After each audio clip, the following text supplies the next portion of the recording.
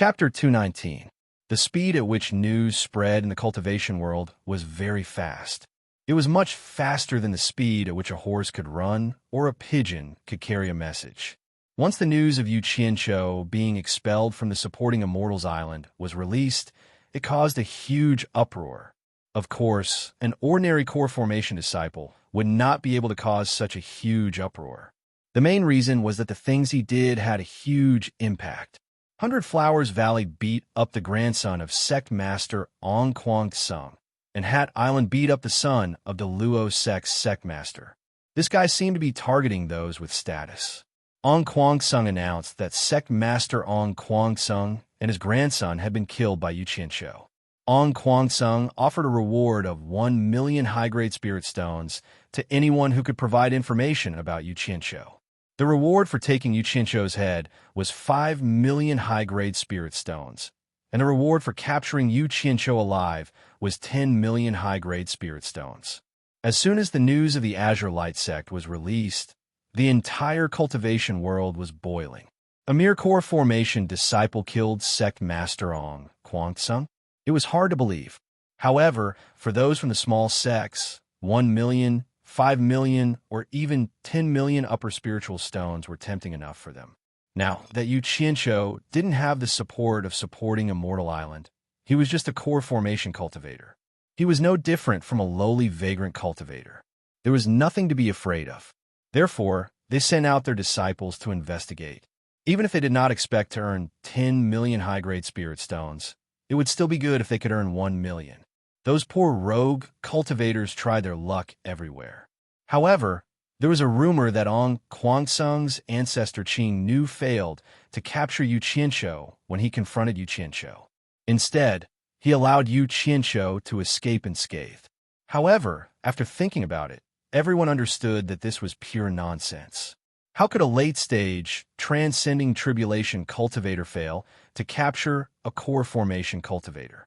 It was a joke and a rumor. Under Ong Kwang Sung's request, the entire Cultivation Alliance began to operate. All the righteous sects that joined the Cultivation Alliance would search for Yu Qianqiu in the cultivation world. If necessary, they could kill him on the spot. The Luo Sect was especially supportive of this. At this moment, in the Wu clan's ancestral hall of the 4 major clans, the clan heads of the 4 major clans gathered together at the fastest speed. After receiving the news from Wu Sihai, the 4 clan heads weren't surprised that Yu Qianqiu was expelled from Fuxian Island. After the 4 clan heads had a discussion, they issued a secret order to the disciples of the 4 major clans to search for Yu Qianqiu in secret. Once they found him, they were to protect him at all costs until he returned to the 4 major clans. Once this news was out, the evil Dao was the happiest. The righteous sects actually had such an unconventional traitor. Moreover, he was a traitor of Fuxian Island. Moreover, he was such a famous traitor. If he could join the evil Dao, it would be a huge blow to the reputation of the righteous sections. Why wouldn't they do it? As a result, the entire evil Dao alliance began to operate rapidly. All the evil Dao sects had a common understanding that they would protect Yu Qianqiu at all costs when necessary. If any of the sects suffered any losses because of this matter, all the sects would compensate them together. In short, they must not let the righteous sect succeed. 10,000 demons Qiu Lin clamored in high spirits as he personally commanded this leap operation. In an instant, both the righteous and the evil Dao took action. Yu Qianqiu had completely disrupted the entire cultivation world. No one knew if the righteous sects would succeed or if the evil Dao would be rampant. In the bustling streets of the Hua Xia Empire, Yu Qianqiu was wearing black clothes and a small hat. He was dressed like a servant and was completely unaware of everything that happened in the cultivation world because of him. He was leisurely strolling behind Xiaotian. When he saw the people and carriages passing by and people looking at him with strange eyes, Yu Qianqiu immediately restrained himself. Not to mention anything else. The fact that he was misunderstood by Bao Wanshi at the general's mansion meant that he was not good enough at acting as a servant. Thus, he found a passerby as a comparison. He put down his hands behind his back and straightened his chest. He followed behind Sir Shouty with a dejected look. "Boss!" Sir Shouty turned around and was stunned. "Why does Boss look like a thief?" He said in a daze. "Are we really going to Wanhua F***CK? Have you ever seen a young master call a servant boss? Please act more properly and call me Little Qian." Yu Qianshou rolled his eyes. Little Qian, are we really going to Wanhua? Sir Shouty said a little unnaturally. "Young master, if you say so, we will go." Yu Qianshou put on a servant smile and thought, Wanhua is so famous in the capital. I wonder what the difference is between the brothels of the ancient times and the ones in my previous life. I wasn't in the mood before, but now that I'm interested, I'll be letting myself down if I don't take a look. When did I say I wanted to go? It seems like you're the one who said you wanted to go. Sir Shouty was speechless. He originally wanted to get a carriage, but he didn't know why Yu Qianshou rejected it and insisted on walking. Wanhua should be considered as the #1 brothel in the Huaxia Empire. There were branches in all the bigger cities in the empire. To be able to obtain the title of Wanhua and make so many men flock to it like ducks and spend money like water, it definitely had its own unique points. Yu Qianshou came because of this point. This was the #1 brothel in the world. Compared to the #1 brothel in the world, Fuxian Island, it seemed like more people knew about the former than the latter. The night was about to turn dark. On a small street that wasn't the main street, the moment one entered the street, one could smell the fragrance of pink powder. This small street was abnormally bustling with people walking to and fro, rubbing shoulders with each other. It was a street where one could eat, drink, and be merry. This was all thanks to the #1 brothel in the world, Wanhua. When the two walked in, Yu Qianshou exclaimed in admiration that this was a first-rate place to spend money. Sir Xiaoyan's face also became lively. Suddenly, there's a crowd of people rushing towards the largest building in the middle of the street. That building was decorated with colorful makeup, and it was even more beautiful than a bride's. The fragrance of pink powder was coming from that building. Needless to say, this was definitely Wanhua. The two of them were swept by the crowd. Sir Shouty turned his head and looked at the crowded carriages on the street. He was secretly glad that he didn't take a carriage. Yu Qianshou patted the shoulder of a person beside him and asked, "Brother, why is it so lively here? Is Wanhua like this every day?" That person was trying his best to squeeze forward. Hearing this, he looked at Yu Qianshou with surprise and said, "One look, and I know it's your first time here. Today is the day that the #1 courtesan of Wanhua will appear. Normally, you won't be able to see it. It only happens once a month. If you're lucky, you might be able to see it." After saying this, he ignored him and continued to squeeze forward. The #1 courtesan of the world's #1 courtesan? How beautiful would she be? Yu Qianshou was instantly interested. He secretly circulated his true essence, trying to push through the crowd. At this moment, a shout came from the street. "All of you, get out of my way." The crowd turned around and saw an officer riding a large horse leading a large group of soldiers. They began to part the crowd and cut in. The commoners didn't dare to block their way, and the crowd began to squeeze to the sides again. The entrance of the 10,000 flower house was immediately surrounded by a group of soldiers wielding shining long sabers. Although there were soldiers guarding the entrance, the carriages on the street still couldn't enter. Hence, there were more soldiers protecting a group of people who got off the carriages and walked towards Wanhua. Looking at the clothes of these people, they were probably nobles. Seeing these people easily pass through the crowd with their heads held high, Yu Qianshou really wanted to throw a few bricks at them, but after thinking about it, he held back. The two of them squeezed into the crowd and waited for more than 2 hours. After the soldiers had probably escorted hundreds of nobles in, they finally retreated and guarded the entrance of Wanhua, not letting random people in. Then, a few rich people who were escorted by their servants were allowed in after negotiating with the tortoise bus at the entrance. As for the people squeezing on the street, they were basically commoners or people who weren't rich or powerful, so they were naturally prevented from entering. They could only watch from the outside. Damn it! The #1 courtesan of the world's #1 courtesan. This daddy here hangs out with the third young master of the National Pillar General's estate, who holds great military power, but I can't even enter a brothel. Damn it! Yu Qianshou was so angry that his nose almost became crooked. He glared at Shi Xiaotian, who was shaking his head and smiling bitterly. He was very unhappy. A trace of ruthlessness flashed across his face. He raised his hand and shouted, "The third young master of the National Pillar General's estate has arrived." Chapter 220. His voice was loud and clear. The moment the name Pillar of the State General was announced, it immediately produced a miraculous effect. The clamoring crowd immediately quietened down. Shua! Everyone turned their heads to look in one direction. Becoming the center of attention, Shi Xiaotian was momentarily stunned. He never expected Yu Qianshou to make such a move. At the entrance of the 1,000-flower brothel, the military officer holding the saber by his waist looked over in shock. Yu Qianshou, who was dressed as a house servant, was naturally unable to attract his attention. Seeing Shi Xiaotian in his luxurious robes, he was a little shocked. As the third young master of the Pillar of the State General's residence, although Shi Xiaotian rarely appeared in public, he had still seen him on a few occasions. As a soldier, the Pillar of the State General who had been fighting at the western borders for many years was undoubtedly the idol of the entire Huaxia Empire. He also had a very high prestige among the citizens of the empire. Especially last year, when the general's 2 million soldiers split into 6 groups and defeated the 6 countries, forcing the 6 countries to sign an armistice.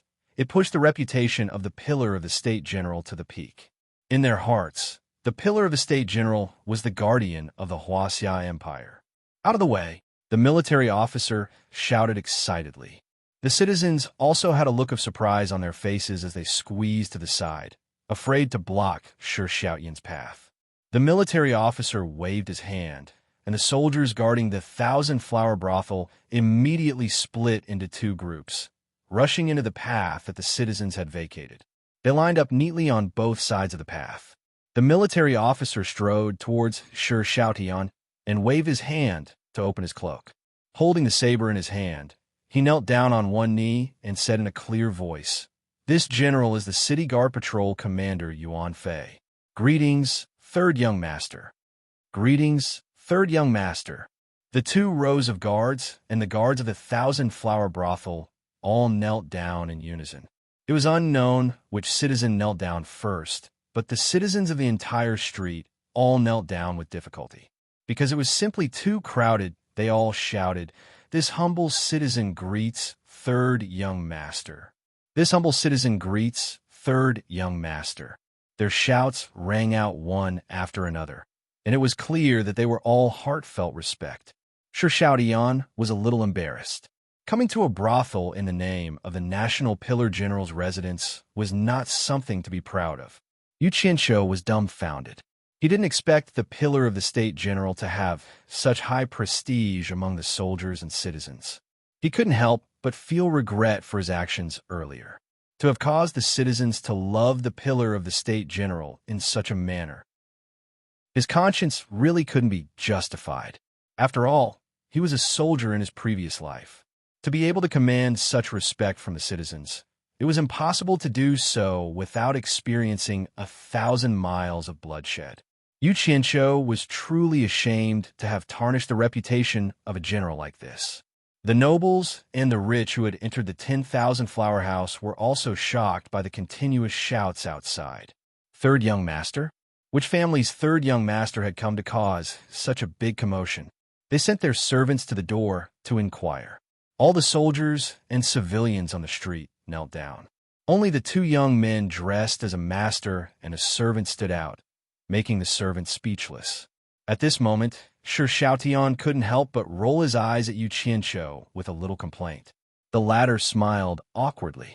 Shi Xiaotian circulated his true yuan and said loudly, "My fellow citizens, please get up. I, Shi Xiaotian, am not worthy of such a big greeting." His voice surged through the entire street, drowning out everyone's greetings. The soldiers and commoners were shocked. What a loud voice! As expected of the son of the National Pillar General.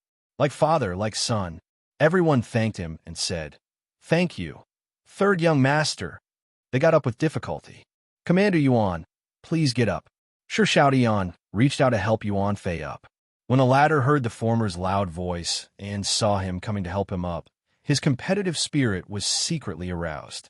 He wanted to see if he had real skills or was just using his voice to scare people, who knew that he didn't even have the strength to resist and was lifted up just like that. Yuan Fei couldn't help but be shocked. What great strength! His gaze swept past the sword hanging on Shi Xiaoyan's waist. No wonder he was brought up in such a manner. Seeing their commander stand up, the soldiers also stood up. Yuan Fei waved his hand and said, "Third young master, please. You're welcome." Shi Xiaoyan cupped his hands and walked forward under Yuan Fei's lead. Yu Qinshu followed behind dejectedly. Stepping into the myriad flower house, Yuan Fei stayed outside to continue guarding while the pimp led the master and servant in. The lanterns were lit, and the myriad flower house was filled with guests. Alluring women were walking around with plates of fruits, wine, and all kinds of delicacies. Hearing that the third young master of the National Pillar General's residence had arrived, the nobles who were already seated gathered downstairs to greet him. In terms of status and rank, there was no need to greet him. Many of the nobles had a higher rank than the National Pillar General. However, he was the one who held the strongest military power in the empire. He was someone who could make the entire Xia Empire tremble with a stomp of his foot. He was much stronger than those nobles who only had titles in name only. Shi Xiaoyan gracefully greeted the crowd. One moment, it was that little prince. The next moment, it was this little prince. Shi Xiaoyan handled the situation with ease. Yu Qinshu nodded to himself, as expected of someone from the upper class. Today, he had finally witnessed the power of the National Pillar General's residence. He had a new plan in mind.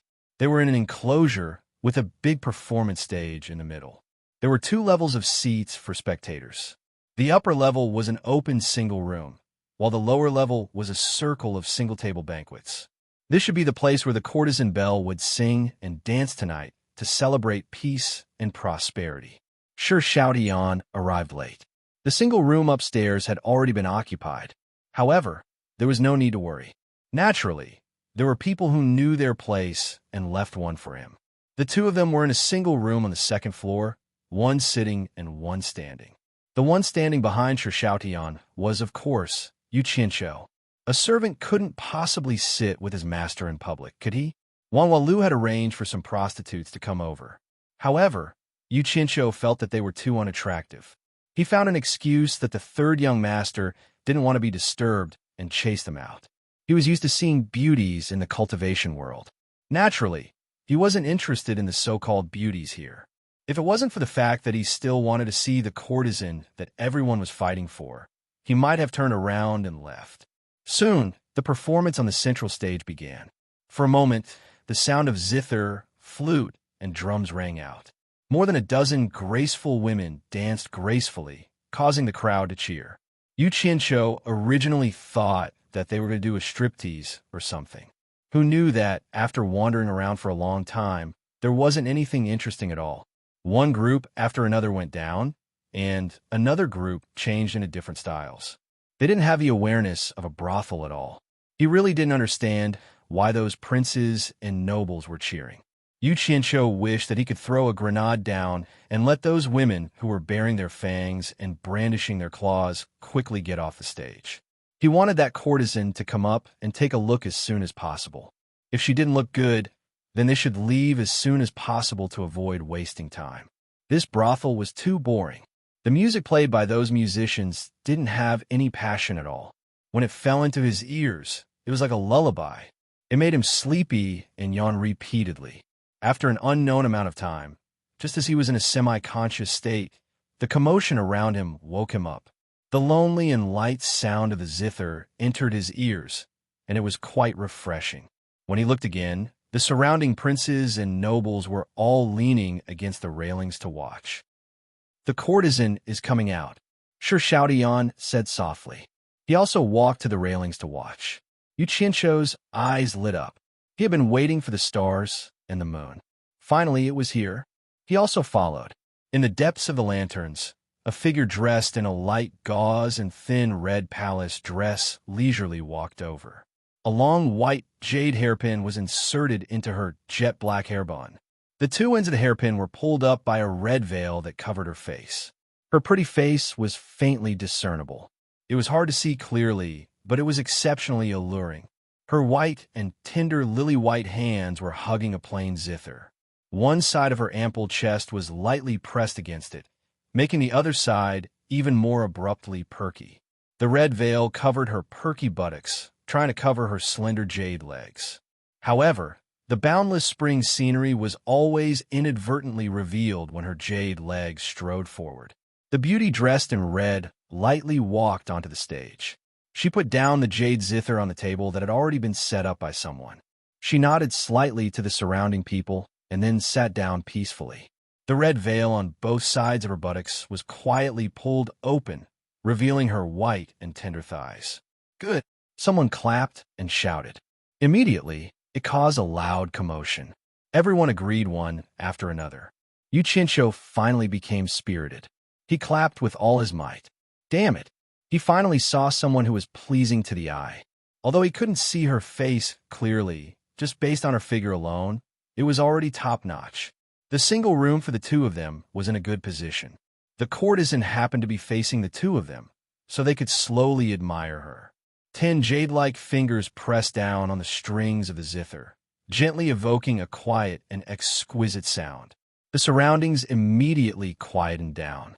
Yuchincho nodded. At first, he sounded a little sad, but it was still a little interesting. At least he was able to continue listening. The sound of the zither reverberated faintly. The face under the red veil suddenly sang softly. "I am a fox that is cultivated for 1,000 years. 1,000 years of cultivation, 1,000 years of loneliness, The smile on Yuchincho's face instantly froze. Then it started to twitch. Chapter 2:21. It was a completely different tune from the Huaxia Empire, with a different style and singing style. However, it was undeniable that it was indeed pleasant to the ears. It was completely different from the current high-pitched tunes that were popular. It was simple and mellow, yet moving. Even those ignorant and incompetent hedonistic sons could immediately understand the meaning behind it. Gradually, the image of a white fox trapped in love for 1,000 years appeared in everyone's mind. White fox. Sure, Xiaoyan's face was also filled with shock. How did this popular tune in the cultivation world spread to the myriad flower house in the secular world? Moreover, the person who composed this tune was right beside him. The two of them looked at each other, completely losing the mood to look at beauties. They looked at the Hua Kuei again. Although they couldn't be sure, they had a feeling that the other party was sizing them up intentionally or unintentionally. This Hua Kuei was probably not simple. The surrounding nobles had previously been drooling over the Hua Kuei's beauty, but now they were completely immersed in the Hua Kuei's singing. Even after the song ended, they still couldn't extricate themselves. After a long time, their exclamations turned into cheers. They all felt that this trip was not in vain, so they rewarded the Hua Kuei with gold and silver ingots. However, the Hua Kuei seemed to be indifferent to the praises and rewards of the crowd. Yu Qianqiu and Shi Xiaodian were no longer in the mood to stay. They turned around and were about to leave quietly. Suddenly, a coquettish voice transmitted into Yu Qianqiu's ears. I didn't expect that the abandoned disciple of Fuxian Island that the entire Cultivation Alliance is looking for would actually be involved with the pillar of the state generals. Yu Qianqiu stopped in his tracks and suddenly turned to look at the Hua Kuei downstairs. Who else could it be if not her who was able to sing the White Fox? The other party could actually transmit a voice. It was clear that her cultivation was above the tribulation stage. No wonder he couldn't tell. Who was this person? Unfortunately, his cultivation was not at the stage where he could transmit a voice. He couldn't question her in public, could he? He could only reveal a stern and questioning gaze. Seeing his reaction, Shi Xiaotian also stopped. He didn't know what he was going to do. Yo, the third son of the National Pillar General was actually an early-stage foundation establishment cultivator. Yu Qianqiu, you've really found a good hiding place. Yu Qianqiu heard Hua Kuei's laughter again. Don't look at me like that. You want to know who I am? Then let's meet at the top of the highest mountain in the western suburbs of the capital. Come quickly. Otherwise, I can't guarantee that the Cultivation Alliance won't find out about the relationship between you and the National Pillar General's residence. Hee. After Hua Kuei finished transmitting her voice, she picked up her zither and quietly walked away amidst the cries of pain from the crowd. She only left the crowd with a graceful and extremely alluring back view. Many people beat their chests and stamped their feet, asking everywhere why the Oran Queen left after just one song. No one could answer. Those who wanted to use force were also stopped by others. Since Myriad Flower Tower was able to establish itself in the Huaxia Empire, they naturally had a powerful background or strength to back them up. They weren't people they could afford to offend just because they wanted to. Yu Qianqiu squinted his eyes as he watched Hua Kuei leave. He whispered into Xiao Yin's ear, I have something to attend to. I'll be heading out first. You play by yourself. With that, he left quietly. Xiao Tian looked at the departing Hua Kuei, then at the departing Yu Qianqiu. He sat down thoughtfully. After leaving Myriad Flower Tower, Yu Qianqiu found an empty alley and released a flying sword out of thin air. He stepped on the sword and quickly flew towards the western suburbs. The people of the capital naturally couldn't see it in the dark. Even if they did see a stream of light, they would think it was a dazzling light. The highest mountain in the western suburbs was steep. It should be a place with few people. On the mountain, the chirping of insects could be heard. The silver moonlight covered the mountain peak. The rocks on the mountain peak were exposed and could be considered flat. As the mountain wind blew, a few old pine trees swayed under the moonlight. Yu Qianqiu landed on his sword. He flipped the sword in his hand and carefully looked around. Even if the other party was an expert at the end of the tribulation stage, he was confident that he could escape. It wasn't a big place. Under the moonlight, it was clear that the other party hadn't arrived yet. The terrain at the foot of the mountain was dangerous. In the depths of the forest, it seemed a little eerie. Yu Qianqiu looked at the dim lights of the capital.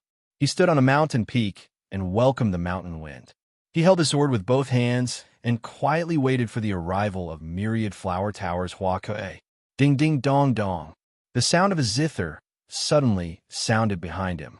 Yu Qianqiu was shocked. He suddenly turned around, and his gaze fell on the few old pine trees. A woman wrapped in a red veil sat on the top of the tree and played the zither. Who else could it be other than that Hua Kuei? Damn it, trying to scare me. Aren't you afraid of pricking your, but while wearing so little? Yu Qianqiu said in a deep voice. Who are you? Why did you ask me to come here? How do you know me? Hua Kuei didn't answer. Instead, she played the zither and sang. Yesterday was like the flowing river in the east, far away from me. Today my heart is in chaos. How troublesome.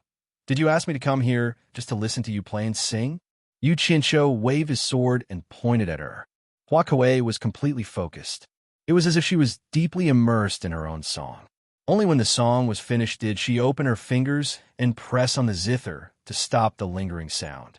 She sighed and said, Yu Qianqiu, I heard that the song I played and sang today was composed by you. Crazy, Yu Qianqiu said in a deep voice. So what if I composed it? So what if I didn't? Nothing much.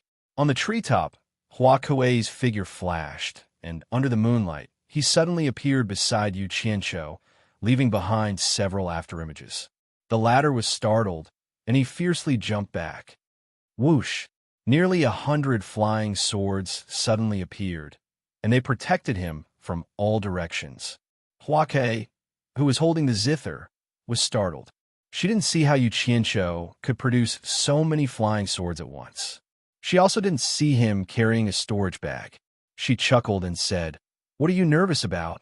But you do have some skills. No wonder you could kill the Sect master of Ong Quang Tsung. I'm a little curious.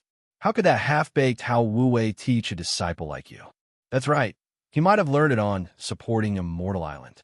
But Hao Wu-Wei doesn't know how to play the zither or sing. What do you mean by good or bad? I don't know him. Who are you? Why did you ask me to come here? Yu Qianqiu said in a deep voice. You don't know Hao Wu-Wei? Oh, Hee, I get it. You should know the House Sansi of Ong Kwang Sung, right? Isn't he your master? Hua Kuei laughed. What does my master have to do with you? Hua Kuei smiled and said, I heard that you offended the sect master of Ong Kwang Sung because of your master's death. That's why you joined supporting Immortal Island. Yes, you beat up the grandson of the sect master of Ong Kwang Sung in the Hundred Flowers Valley. Then, you beat up the son of the Deluo sect master at Island. Then, you killed Lu Chongqing and his grandson. It looks like you're still brooding over the death of your master. How Sansi. Sigh.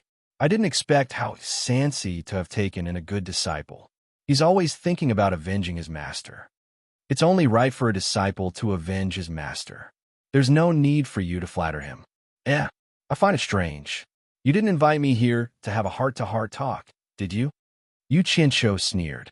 Only right? Hee. How Sansi has finally done something right in this life. So his death isn't unjust. Hua Kuei giggled again, laughing so hard that his body trembled. Su Qin, who was in her arms, stood on the ground. She lifted an arm and removed the veil that was tied to her hairpin. Her charming face smiled at Yu Qianqiu. So familiar. Yu Qianqiu was stunned. He searched his mind and suddenly remembered a person. He couldn't help but exclaim, You're the 100 Charms Enchantress of the Demon Illusion Palace. Chapter 222. Oh, little brother, you have a good memory. I didn't expect you to remember our first meeting.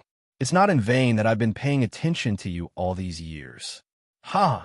Allure's seductress spread her arms and swept her fingers over the strings of the zither. After a string of homophonic notes, she covered her mouth and laughed.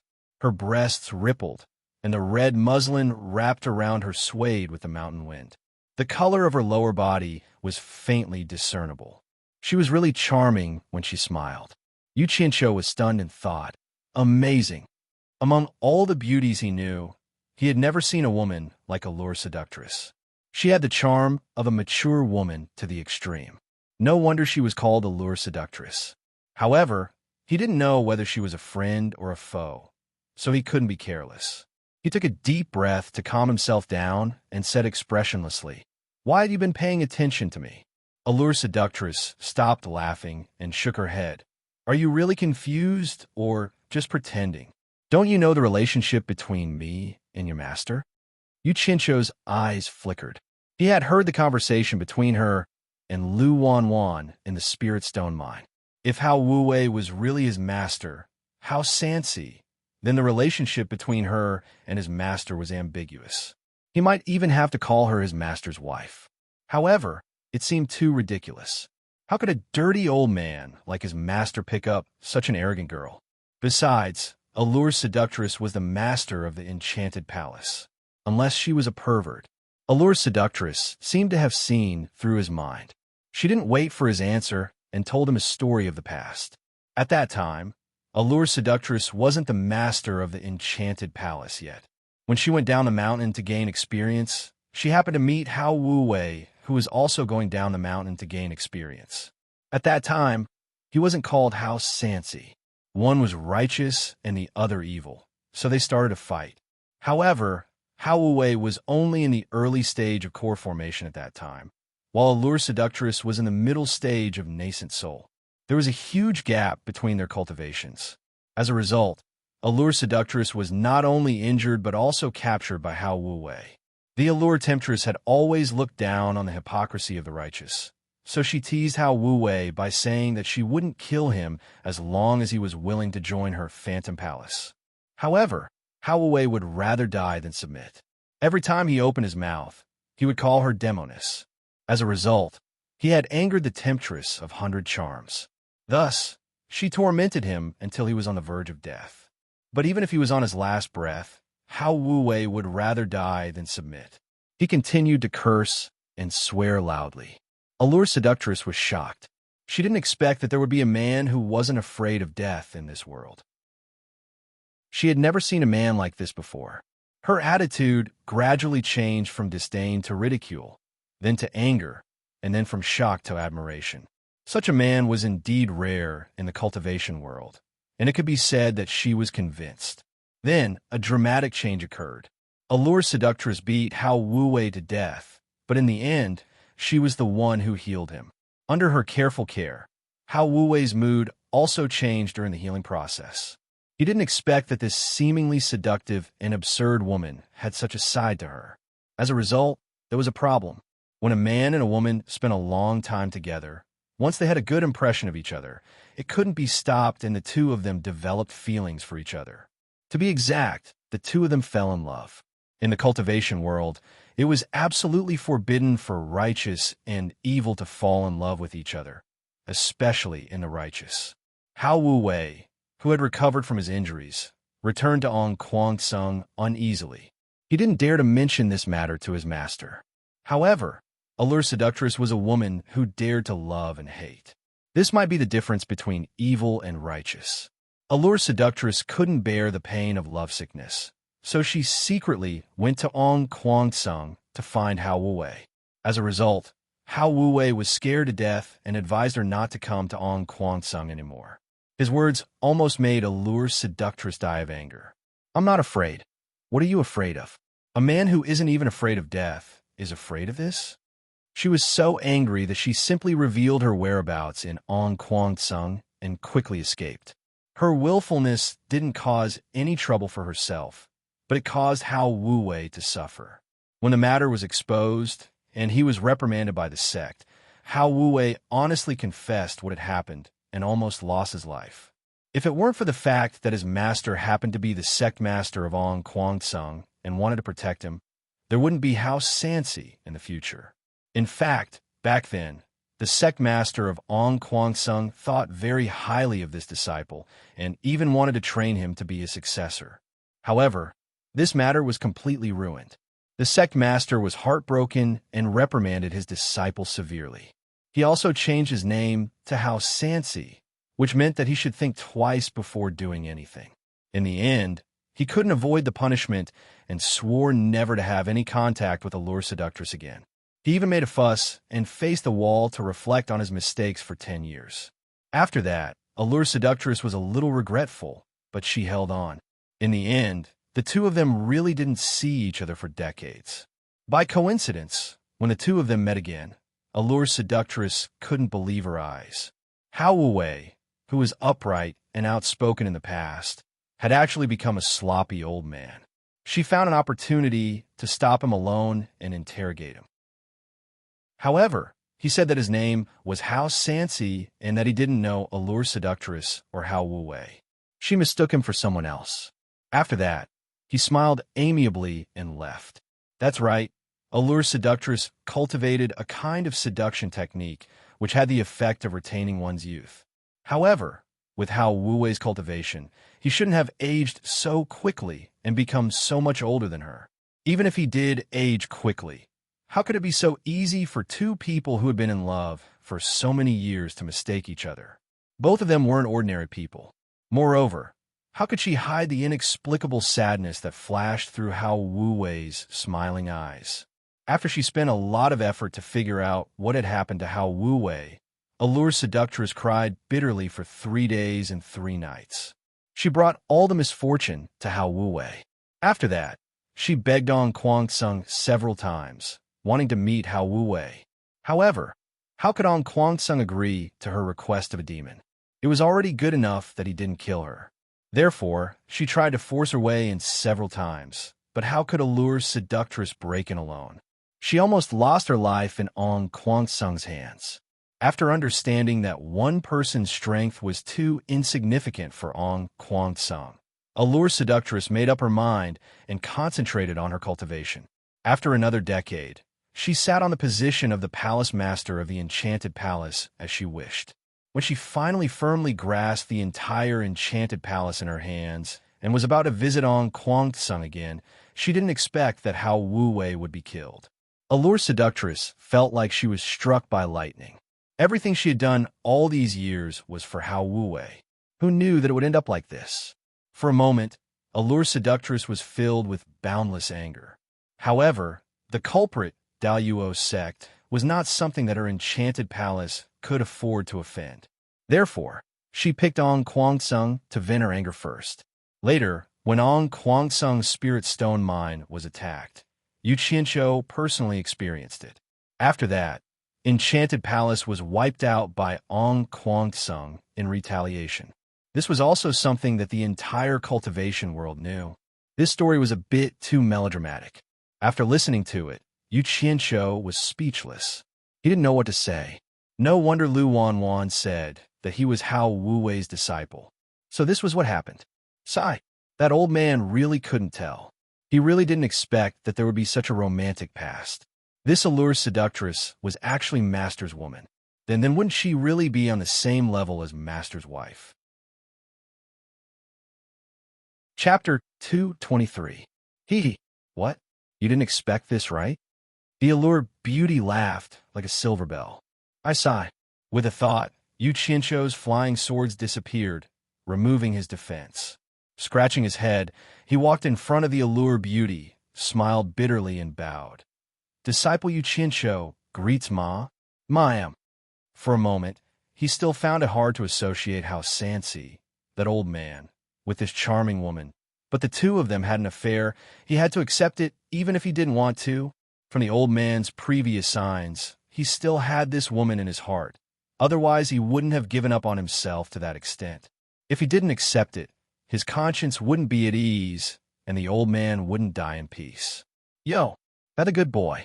The allure beauty obviously liked the word ma'am. With a charming smile, she walked closer and teasingly hooked his chin with her finger, and even put her arm around his shoulder. That pair of bouncy and plump breasts rubbed against his shoulder from time to time, causing Yu Qianqiu to smile bitterly. Was this woman really as infatuated as she said? Sigh, what a stunner. Damn it, it was really irritating. Unfortunately, he wouldn't do that kind of thing even if he was beaten to death. Cough, cough. That, ma'am. Why did you go to a place like 10,000 Flower Brothel? Yu Qianqiu changed the topic and took the opportunity to stand further away. He didn't want to cause a nosebleed in front of ma'am. What do you mean? What do you mean I went to a place like 10,000 Flower Brothel? 10,000 Flower Brothel originally belonged to the Enchanted Palace. What's so strange about me, the Palace Master, being in my own territory? The allure beauty laughed. What? Yu Qianqiu was stunned. So Enchanted Palace also runs a brothel. That's not right. As far as I know, before Enchanted Palace fell, this 10,000 flower brothel already existed. You brat, your words are really unpleasant. The temptress rolled her eyes and sighed. Forget it. You're quite pleasing to the eye. I'll tell you some secrets. Did you think that after Ong Kwangsung razed the Phantom Palace to the ground, I would have no place to stay and could only hide in a brothel? Was that not the case? Yu Qianqiu smiled noncommittally. This cheap mistress had really gotten into character. The 100 Charms beauty rolled her eyes again and continued. You should know the Pink Sect, which is ranked 10th in the Devil Dao and ranked 9th after my magical illusion palace fell. Right? The Red-Pink Sect was known for its charm techniques. The 10,000 Flower House in the secular world was opened by the Red-Pink Sect. Other than being the illusory Demon Palace's palace mistress, I'm also the sect master of the Pink Sect. You don't know this, right? Yu Qianqiu was stunned. To be exact, he was confused by this complicated relationship. The 10,000 Flower House originally belonged to the magical Illusion Palace, and now it was opened by the Pink Sect. After sorting out his thoughts, he finally understood. He really didn't expect that this mistress had a double identity. She was actually in charge of 2 big sections. The 100 Charms beauty said disdainfully. Outsiders thought that the magical Illusion Palace, which is ranked 5th in the Devil Dao, couldn't withstand the attack of the Righteous Dao's ranked 6th, Ong Kwangsung, and collapsed just like that. But who knew that my magical Illusion Palace had diverted more than half of its strength to run the Pink Sect? It was really because of the sudden incident that we were caught unprepared by Ong Kwangsung and suffered a big loss. Otherwise, with Ong Kwangsung's strength, it wouldn't have been so easy to succeed. I don't understand this. Yu Qianqiu frowned and said, why did your magical Illusion Palace divert more than half of its strength to run the Pink Sect? Wouldn't it be better to spend more effort to improve the magical Illusion Palace's strength? Otherwise, it wouldn't have suffered losses under Ong Kwangsung's hands. Do you think it's easy for me, a woman, to sit in the position of Magical Illusion Palace's palace master? The Hundred Charms beauty asked back, and faintly let out a breath and said, Since I, a woman, have taken the position, I naturally have to come up with means to convince my subordinates. For a long time, my Magical Illusion Palace has always been ranked 5th in the Devil Dao. In the past, which Sect Master didn't want to improve their strength and didn't want to take a step forward in the ranking. But if you send them up, the sects above them will inevitably come down. Let's not talk about the Righteous Dao's reaction for now. Once you threaten the top-ranked sects, then your sect will inevitably be suppressed by the higher-ups, and it will be very difficult to take a step forward. So when I first took office, I began to quietly divert people to develop the Pink Sect.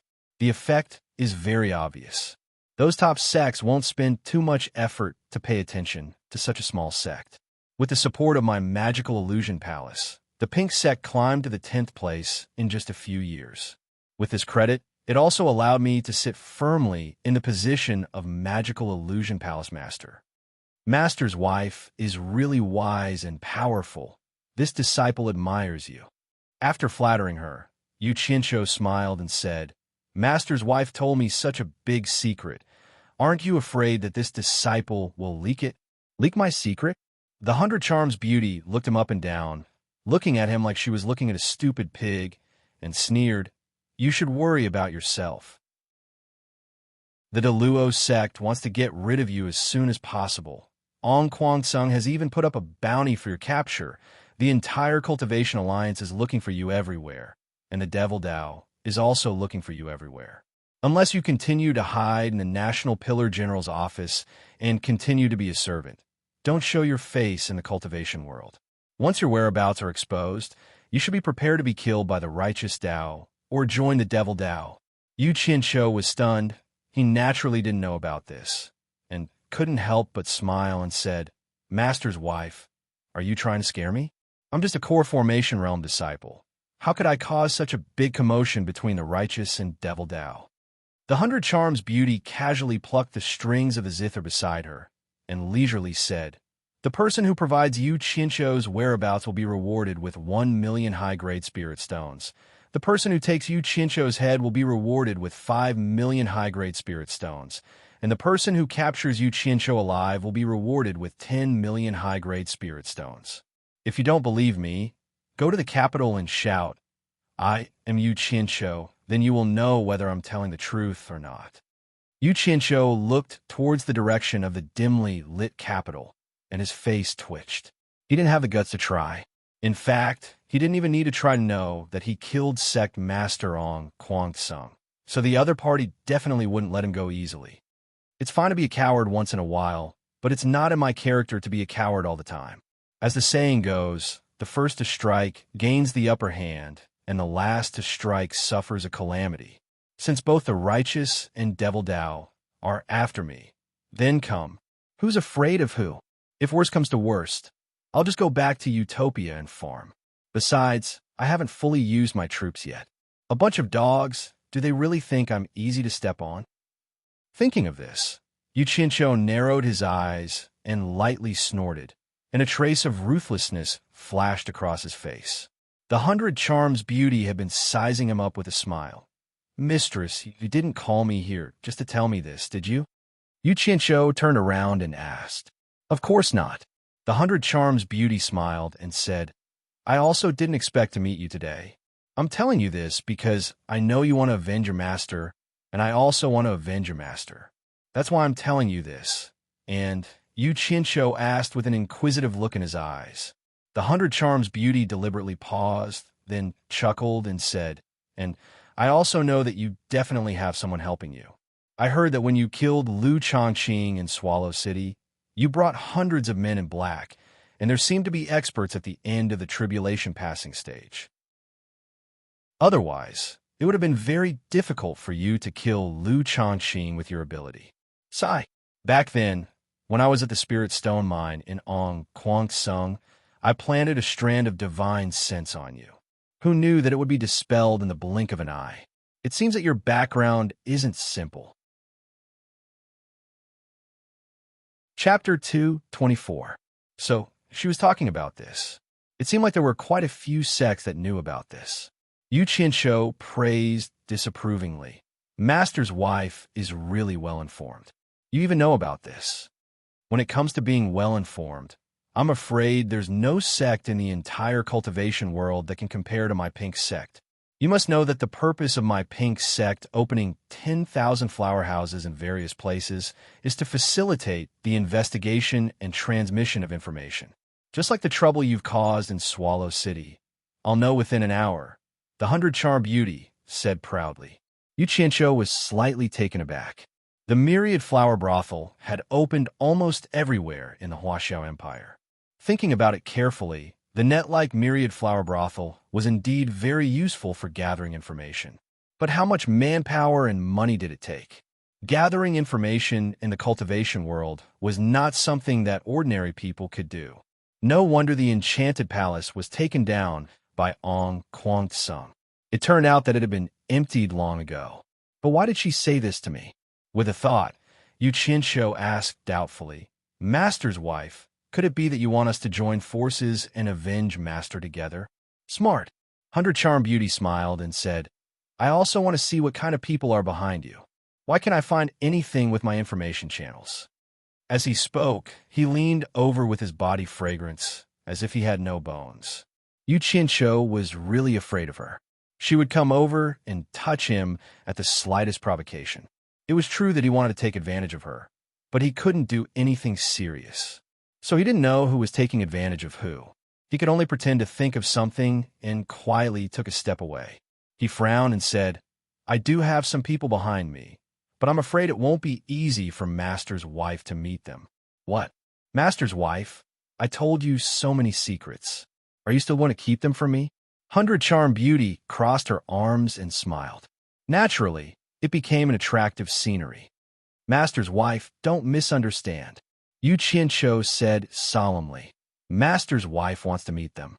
Unless you are willing to give them all your strength, they won't meet you. This time, 100-charm beauty couldn't laugh anymore. Give them all my strength? Wasn't this a joke? She stared at Yu Qianshou with sparkling eyes and frowned. Yu Qianshou, tell me honestly, are you being controlled by the person behind you? Let me tell you, even if your master was still alive, he wouldn't want you to sacrifice yourself to avenge him. What was this cheap master's wife thinking?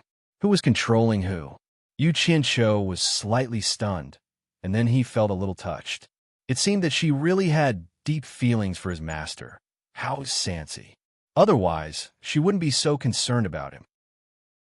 He shook his head and said, Master's wife, you are mistaken. I'm not controlled by them. I'm just very good friends with them.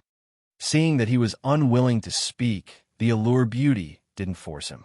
She sighed and said, It's not that I don't want to let go of the authority in my hands, but the human heart is unpredictable. Before I take revenge for your master, it's impossible for me to hand over the power in my hands to others. Actually, I've been tired of this kind of life for a long time. I can't compare to you men. No matter how high my cultivation is, I'm still a woman. I don't want to live forever either. Her tone was full of helplessness. Yu Qianshou smiled awkwardly. He actually wanted to take control of the allure beauty's power, but after hearing her words, he could only give up on that idea. The moon was enchanting, and the night breeze was refreshing. The two fell into a short silence. Master's wife, can you find the locations of all the spirit stone mines into Luo's sect and Kwang-sung? Yu Qianshou suddenly asked. What do you want? The allure beauty suddenly turned around and asked. Yu Qianshou sneered and said, Since you dare to have designs on me, you have to pay a price. Didn't you attack one of Kwang-sung's spirit stone mines in the past? This time, I want to learn from Master's wife. The allure beauty frowned slightly and said, You want the locations of all the spirit stone mines in both sects. Why? Is it very difficult? Yu Qianshou asked. The allure beauty shook her head and said, The information on the spirit stone mines of all the major sects is readily available. I can give it to you anytime you want. However, since I caused a ruckus in the past, All the sects have strengthened their defenses around the spirit stone mines. If you have designs on so many places at once, I'm afraid it will be very dangerous." Seeing that she was so concerned about him, Yu Qianqiu was once again moved. He smiled and said, "Don't worry, Master's wife. I am very afraid of death. I will not joke around with my life. I have my own plans for the specific operation." The allure beauty nodded and said, "All right, I will organize it for you tonight. If you want, you can come to 10,000 Flower House to find me. Then disciple will thank Master's wife in advance." Yu Qianqiu saluted, then looked at the sky and said, "Disciple still has something to do, so I will take my leave first." Finished speaking, he summoned a flying sword and was about to leave. However, the allure beauty laughed and said, "Why are you in such a hurry to leave? Are you afraid that I will eat you?" Damn, she was just being serious for a while. Why is she here again? Yu Qianqiu looked around. This really was a good place to do dirty things. There was no need to be afraid of people disturbing him. He couldn't help but smile bitterly and said, "Could it be that Master's wife wants disciple to accompany you to see the scenery?" "Not today. Next time, I will find a chance to let you accompany me to see the scenery." The allure beauty giggled nonstop, walked closer and said, "You are leaving just like this? Are you not going to give Master's wife a gift?" "Master's wife, whatever you want, just say it. As long as it is within my means, I will give it to you," Yu Qianqiu said helplessly. Meeting this kind of Master's wife, there was really nothing he could do. He was really afraid that she would ask him to marry her. So should he refuse? The allure beauty didn't answer for a long time. Instead, she leisurely paced around a few times. The moonlight vividly showed off the curves under her thin veil. Yu Qianqiu took a breath and looked to the side. "I heard that the 2 songs circulating in the cultivation world were composed by you. Why don't you compose a song for Master's wife as a gift? This won't force you, right?" The allure beauty finally said the gift she wanted for their first meeting. Since Master's wife has asked, how can disciple dare to disobey? "Master's wife, please wait a moment. Let me think about it." After finishing speaking, Yu Qianqiu also let out a sigh of relief. "So this is what you want? I will just casually pirate a song for you." Seeing him slowly pondering, the allure beauty's eyes lit up. It should be known that Yu Qianqiu's 2 songs had spread throughout the cultivation world. Everyone would regard them as classics, especially women, who especially liked them. However, there were not many people who knew that it was composed by this Yu Qianqiu in front of her. Unexpectedly, as soon as she asked, he actually agreed. Seeing him in deep thought, the allure beauty thought that he was racking his brains to come up with ideas in his mind. However, she didn't know which song he was thinking about. Of course, the song couldn't be too avant-garde. It definitely wouldn't work if he came up with something like hum, use nunchakus. It must be something that ancient people could understand and suitable for her. After a long time, she saw him nodding as if he had understood something. He walked to the allure beauty zither, grabbed it, walked to a rock on a cliff, sat cross-legged, put the zither on his knees, and slightly adjusted his mood. Then he said indifferently, "Master's wife, this song is for you on behalf of Master." The allure beauty was stunned. Just when she was about to say something, she heard the sound of the zither, so she had to calm down and listen. As her thoughts sank along with the prelude, how Wu Wei's appearance in the past appeared in front of her eyes, as if he wanted to tell her something. At this time, Yu Qianqiu had already started to sing along with the sound of the zither. Don't mention the past again. Life is full of ups and downs. Even if the memory can't be erased, love and hate are still in the heart. If you really want to cut off the past and let tomorrow continue, you don't have to painstakingly ask for my news. Love is a difficult problem, dazzling and confusing. Maybe it's possible to forget the pain, but it's too difficult to forget you. You never really left. You're always in my heart. I still love you. I can't do anything about myself. Because I still have a dream. I still have you in my heart. I'm always easily moved by the past. I always feel heartache for you. Don't be reluctant to stay in the years. I have thousands of unintentional tenderness. Don't ask me if we will meet again. Don't care if my words are insincere. Why don't you understand? As long as there is love, there will be pain. One day you will know, life will not be different without me. Life is already too fast. I'm so afraid. Always with tears in my eyes. Forget me. There will be no pain. Leave the past in the wind. The moonlight was like silver. The mountain wind was blowing. Yuchincho sat on the edge of the cliff and sang with all his heart. At this time, the temptress was no longer as seductive as before. Her eyes were already full of tears. She looked like she was scared out of her wits, as if she was talking to someone. Her mouth muttered, "Don't mention the past. I really have to cut the past. Maybe it's possible to forget the pain, but it's not easy to forget you. You're always in my heart. As long as there is love, there will be pain. Forget me. There will be no pain. Leave the past in the wind." "Wu Wei, are you talking to me?" After playing and singing a few times, Yuchincho let out a breath, stood up, and turned around. Seeing the heartbroken look of the temptress, he was suddenly stunned. He couldn't help but shake his head. Another infatuated woman. "I hope this song is helpful to you. It can make you think better." He walked over and handed over the zither in his hand, softly said, "Master's wife."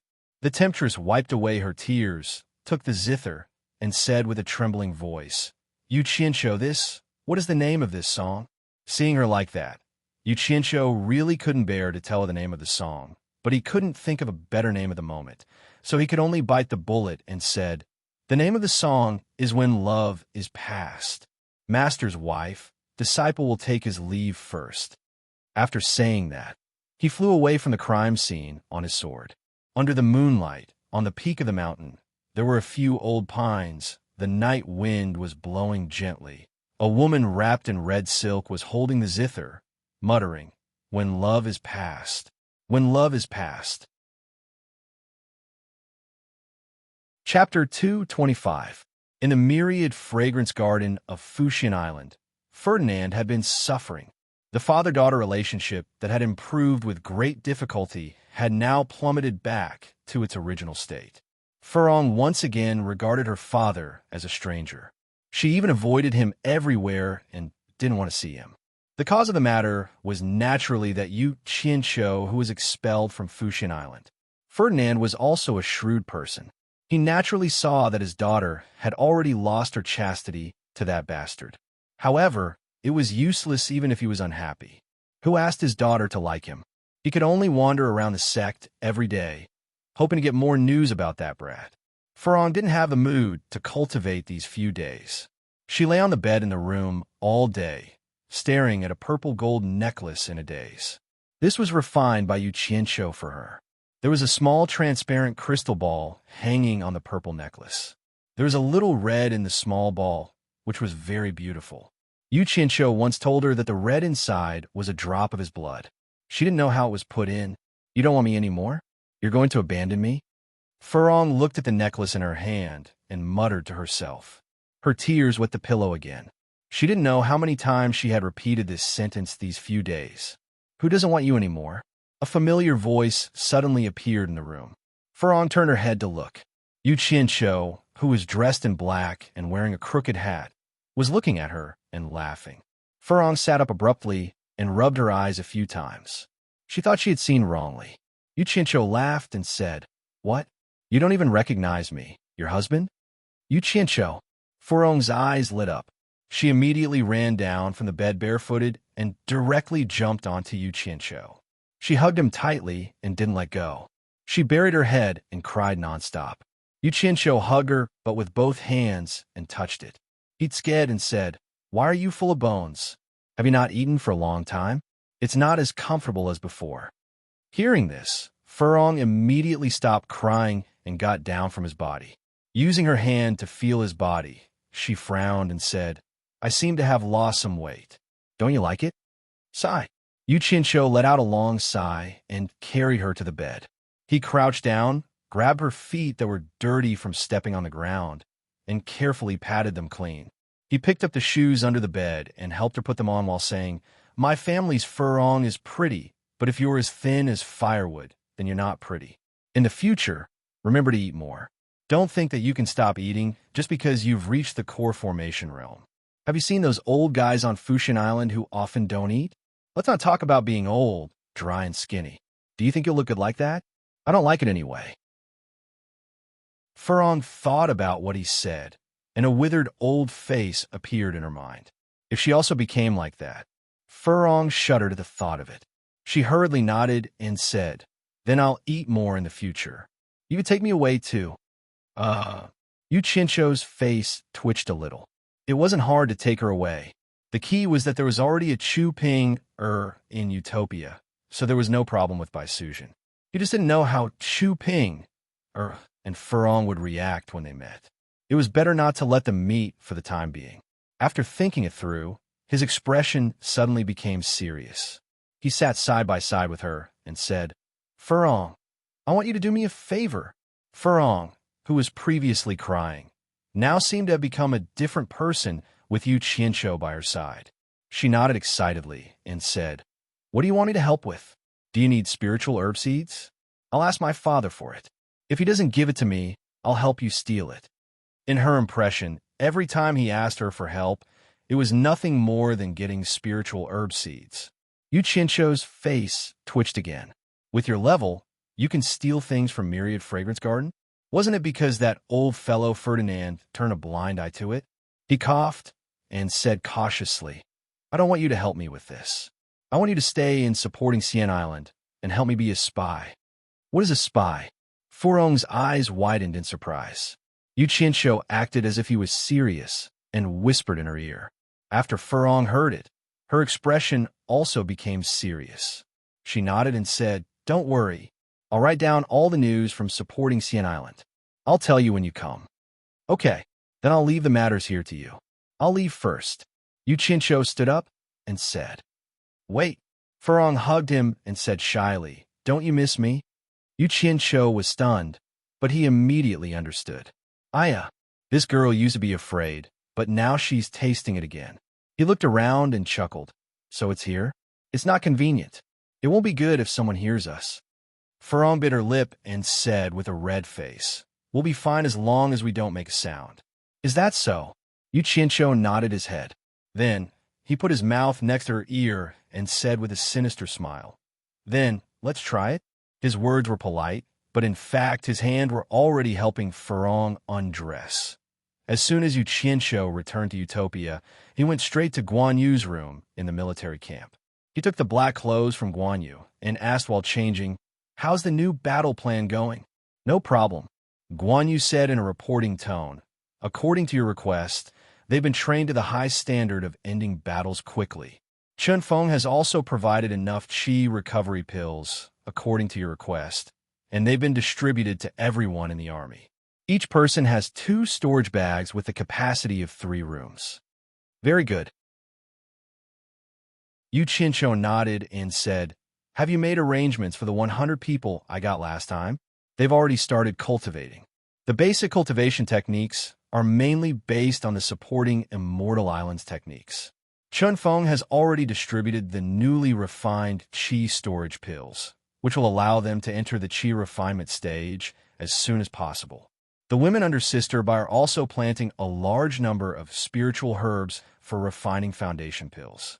Chen Feng has also started refining foundation pills. I believe that when they reach the 10th level of the qi refinement stage, all of them will be able to break through to the foundation building stage in one go," Guan Yu reported. Yu Qianqiu thought for a moment and said, "Those who are too old, after breaking through to the foundation building stage, let them open up wastelands and farm. After all, they're old, and it's too late to start cultivating now. Even if they continue to cultivate, there won't be any big breakthroughs. Let them live a few more years. Fighting and killing things aren't suitable for them. It just so happens that we can solve the increasingly tight food supply situation here. Let's try our best to be self-sufficient.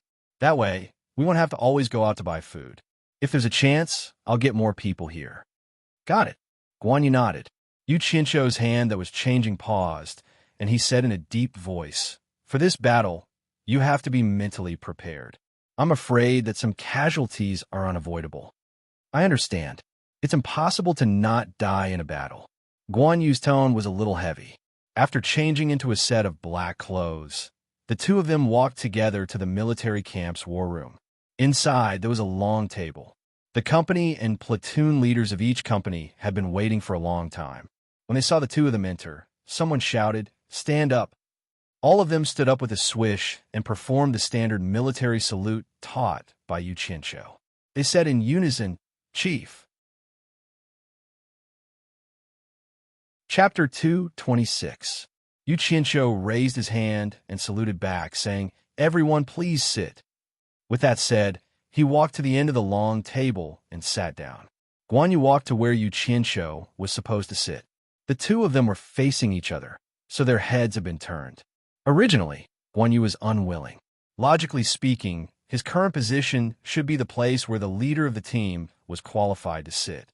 However, Yu Qianqiu refused because he had not been here for a long time. Guan Yu was the actual person in charge of the daily training and management here. He had to help Guan Yu establish his prestige because Guan Yu, as the chief instructor, had the lowest cultivation level in this group. Although he was working hard to catch up, it was enough for Yu Qianqiu to firmly grasp this point. It was enough for him to be the spiritual leader of this team. The platoon leaders began to report their respective training situation to Guan Yu. Like an outsider, Yu Qianqiu listened attentively and took advantage of this free time to size up everyone. He was quite satisfied with the results. There was no longer the old-fashioned cultivator expression on everyone's faces. Instead, everyone was in high spirits, looking a bit like soldiers. After listening to the reports, Guan Yu began to announce the operation plan to everyone. It was not easy to come by this plan. Some time ago, Yu Qianqiu had obtained the locations of the various sects' spirit stone mines from the Allure Beauty. He had picked the Daluo sect and On Kwansung's mines to study. Only then did he realize that the Allure Beauty had prepared a lot of detailed information for him. The guards of each spirit stone mine, as well as their daily routine, were clearly marked. Yu Qianqiu followed the map and personally investigated each and every one of the spirit stone mines of the Daluo sect and On Kwansung. He did so in secret, not daring to reveal his whereabouts. Finally, he came up with this operation plan. There are 15 spirit stone mines in Daluo sect and 6 in On Kwansung. Our goal this time is to loot all 21 of them. After Guan Yu revealed his objective, he distributed the Jade archives to everyone and said, "The Jade archives in your hands contain detailed information about the various spirit stone mines." Everyone looked at each other in dismay. They hadn't expected the battle plan to be so huge. They had to attack 21 spirit stone mines in one go. Expressions of difficulty appeared on their faces. Yu Qianqiu, who was sitting quietly at the back, suddenly laughed and said, "Everyone, don't hold back. If you have any opinions, feel free to voice them out. Our goal is naturally to better complete this mission." Someone immediately stood up and said, "Leader, I'm from the Exalted Sect, so I have some understanding of their spirit stone mines." Ever since the Phantom Palace attacked on Kwansung's spirit stone mines, the defenses of the Exalted Sect's spirit stone mines have been strengthened. Every spirit stone mine now has an early-stage tribulation passing elder overseeing it. Although our 3 companies have the advantage in numbers and strength, we don't have anyone who can fight against a tribulation passing cultivator. I'm afraid that even if we manage to take down one mine, we will still suffer heavy casualties. Let's not talk about On Kwansung. It's basically impossible for us to take down all 15 of the Exalted Sect spirit stone mines one by one. When he finished speaking, Yu Qianqiu raised his hand and gestured for him to sit down. Then he smiled and nodded at Guan Yu. "The leader has already taken your concerns into consideration and has made detailed arrangements to deal with them. Let me brief you all on the overall situation."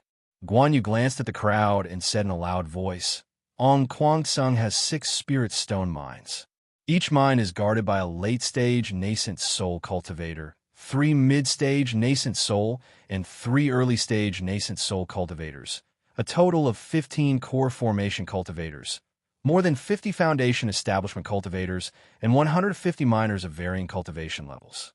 This kind of strength is a piece of cake for us. It won't be a problem to take them down one by one.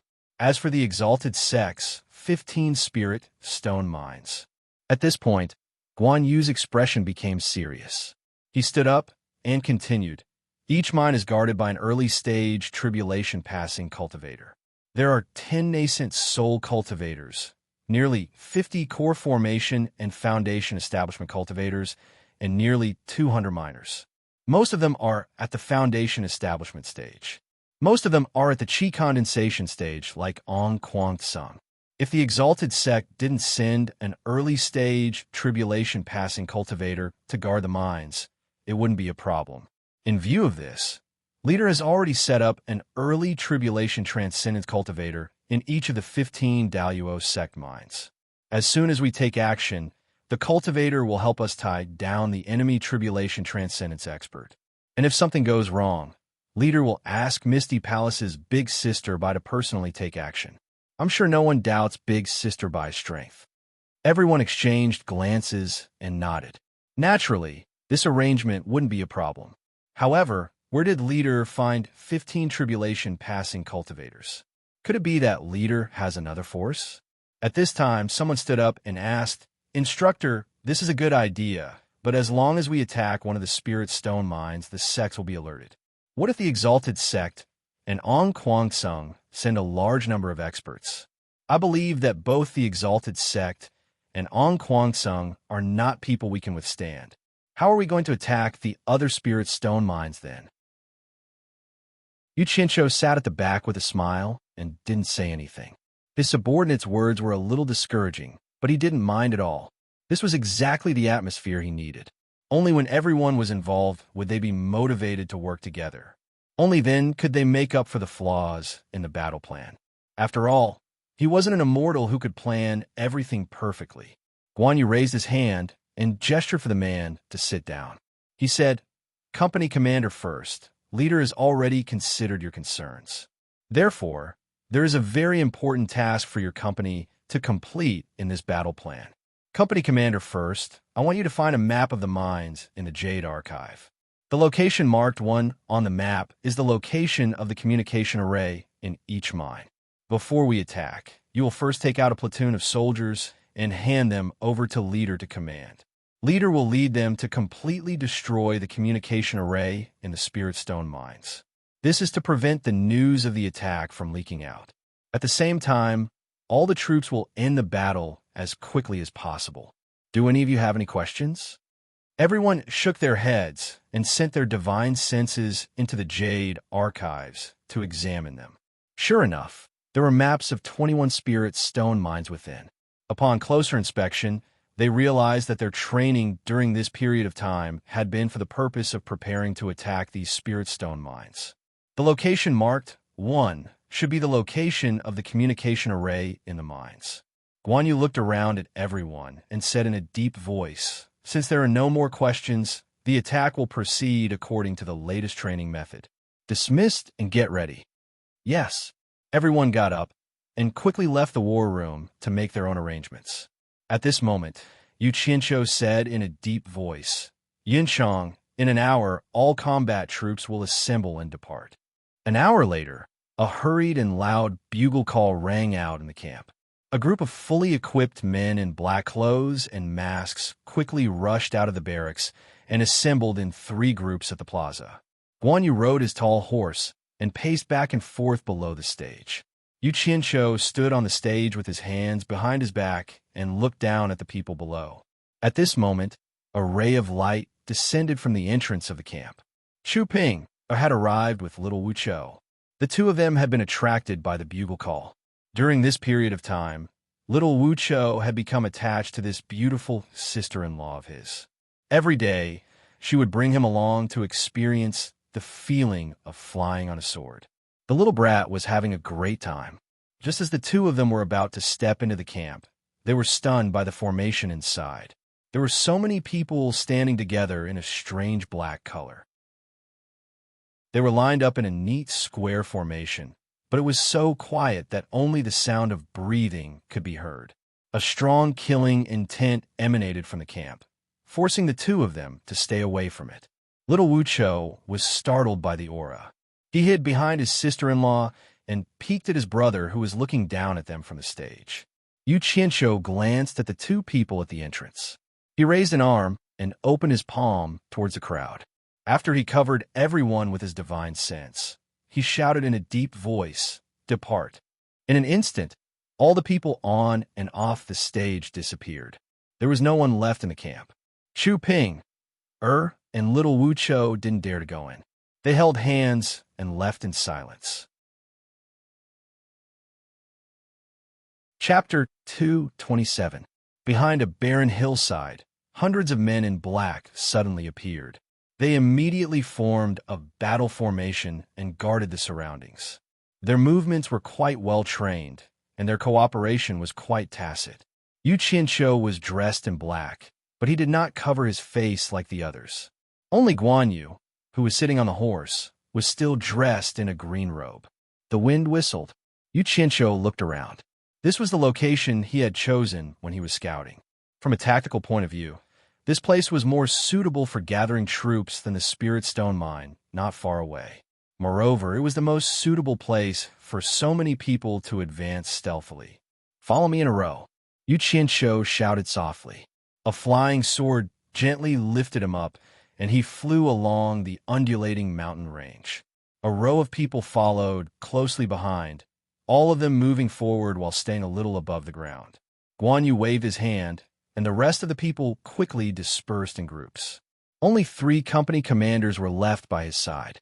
Yu Qianqiu brought more than 30 people to a call and hid. On Kwangsung's Spirit Stone Mine was at the bottom of a slope in front of them. They could already hear the shouts of the people inside. If they showed their heads now, they would definitely be discovered by the people on high ground.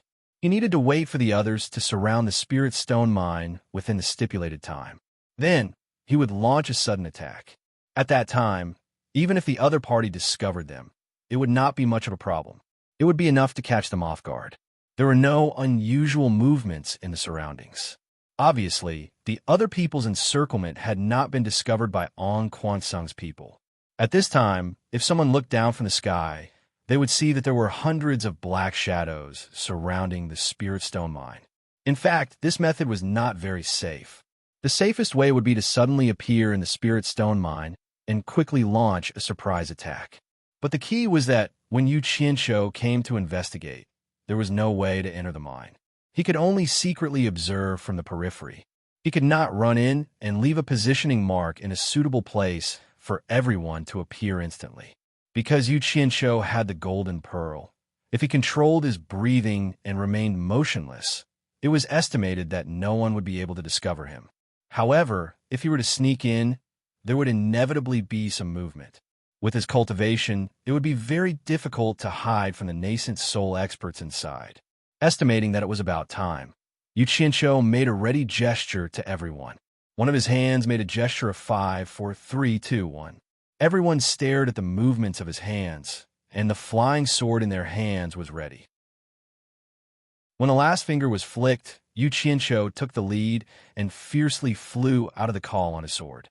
The 30 or so people below him all flew out in a flash. Yu Qianqiu's mind moved. His fingers pointed to a tall wooden building in front of him. Hundreds of flying swords suddenly appeared around him. Xiao xiao. They shot out like a storm. On the wooden building, there were 2 disciples of Foundation Establishment Stage leaning on it and watching the scenery with boredom. Although their duty was to observe the surrounding situation and prevent sudden danger, no one would think that robbing the Spirit Stone Mine would happen easily. After all, On Kwangsung was not an ordinary sect. The Magic Illusion Palace was an example. When they heard the sound and turned around to find the hundreds of cold lights, it was too late. The flying swords were as fast as lightning. The speed of the flying swords was Yu Qianqiu's forte. It was suitable for a sneak attack.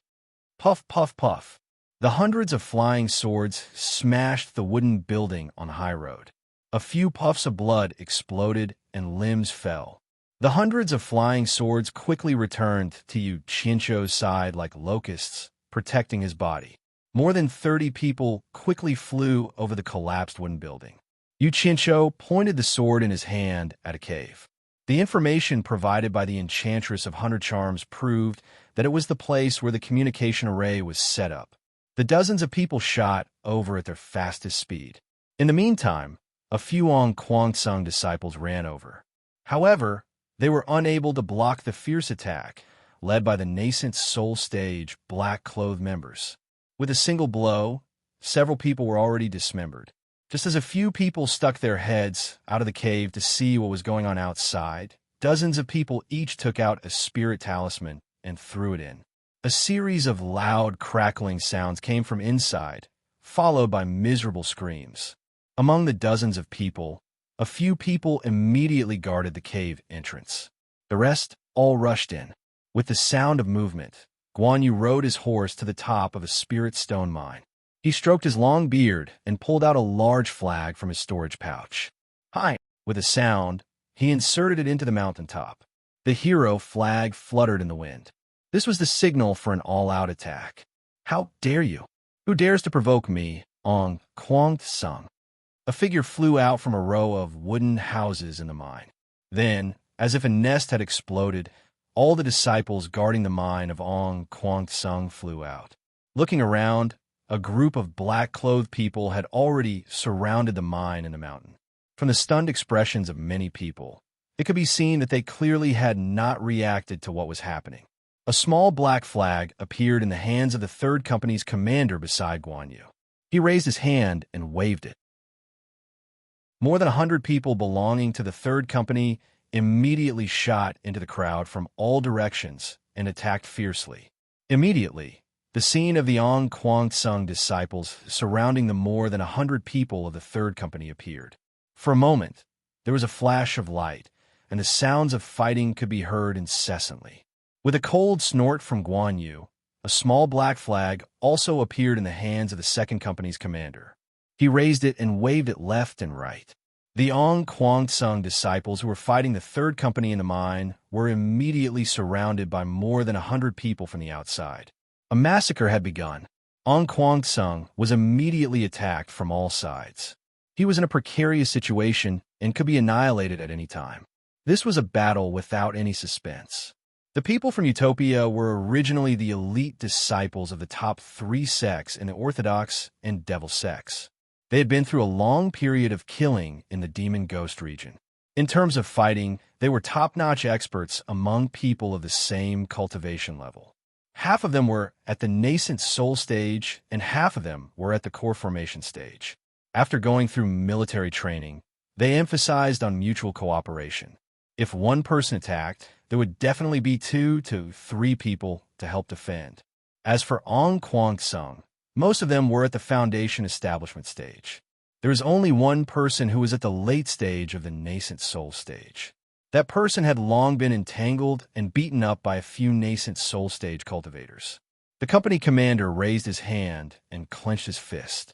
The remaining 2 platoons immediately narrowed the encirclement to prevent anyone from taking the opportunity to escape. On the other side, after Yu Qianqiu successfully destroyed the communication array in the cave with his men, he immediately ordered the platoon to ignore the other fights and split into groups of 2 to 3 to search for the miners in the various caves. The miners were disciples who did not have any artifacts, so they had to be captured alive. Those who could not be captured alive were to be killed on the spot. The platoon immediately accepted the order and dispersed. Yu Qianqiu flew to Guan Yu's side. It just so happened that the late-stage nascent soul cultivator from Kwang saw that the situation was hopeless and tried to break through the encirclement to escape. Yu Qianqiu coldly glanced at him and shouted in a deep voice, "Kill!" He did not have a good impression of these so-called elders from Kwang. The 3 late nascent soul stage company commanders beside Guan Yu flashed over at the same time, and with a joint attack in midair, they knocked the man down on the spot. The 3 nascent soul stage cultivators who were originally surrounding him also flew up from below, 3 on top, and 3 below. The 6 of them attacked in midair, and the late nascent soul stage cultivator from the Azure Light sect let out a miserable scream and turned into a rain of blood. The 3 company commanders flew back to Guan Yu's side as if nothing had happened. The battle ended very quickly. From the start of the attack to the end, it only took a quarter of an hour. Yu Qianqiu looked at his subordinates in the field. After the battle, not a single one of them died. Only a few of them were slightly injured. With such an absolute advantage, coupled with careful preparation and a surprise attack, they should be able to achieve such a result. Yu Qianqiu nodded in satisfaction and shouted, "Don't hesitate. Clean up the battlefield. Take everything you can quickly." The remaining 2 platoons immediately rushed down. At the same time, more than 10 nascent soul stage cultivators flew in all directions to help. The group of people immediately moved. Those Ong Kwang-sung disciples who were lying on the ground and dying were immediately stabbed a few more times. There was no need to leave those who couldn't be saved alive. This was one of the subjects in the previous drill. Then a large-scale sweep began. Storage bags and the like were directly pulled out from the corpses. Even a flying sword that had fallen to the ground was not spared. The platoon that had been ordered by Yu Qianqiu to capture the miners escorted a group of people out one after another. These miners were people who were not well liked in Ong Kwang-sung, and they had suffered a lot here. During the capture process, almost no one resisted. At this moment, when they saw the corpses of the Ong Kwang-sung disciples on the ground, they did not have a trace of pity on their faces. Instead, when they faced the men in black around them, their expressions were filled with fear, not knowing what would happen to them. The platoon leader came over and reported, "Leader, all the miners that could be captured are here." Yu Qianqiu waved his hand to dismiss him. He leaped into the air and pressed down with his palm. His divine sense enveloped the trembling miners, and the platoon of people instantly entered Utopia. He then walked to the side of the Ong Kwang-sung disciples who were injured but could still be healed. With a wave of his hand, he sent them back to Utopia. After the entire Spirit Stone mine was swept, everyone quickly gathered together. Guan Yu took out a small black flag with the word hero embroidered on it in gold. He waved his hand and shot it at a stone pillar. With a ding, the black flag was inserted into it.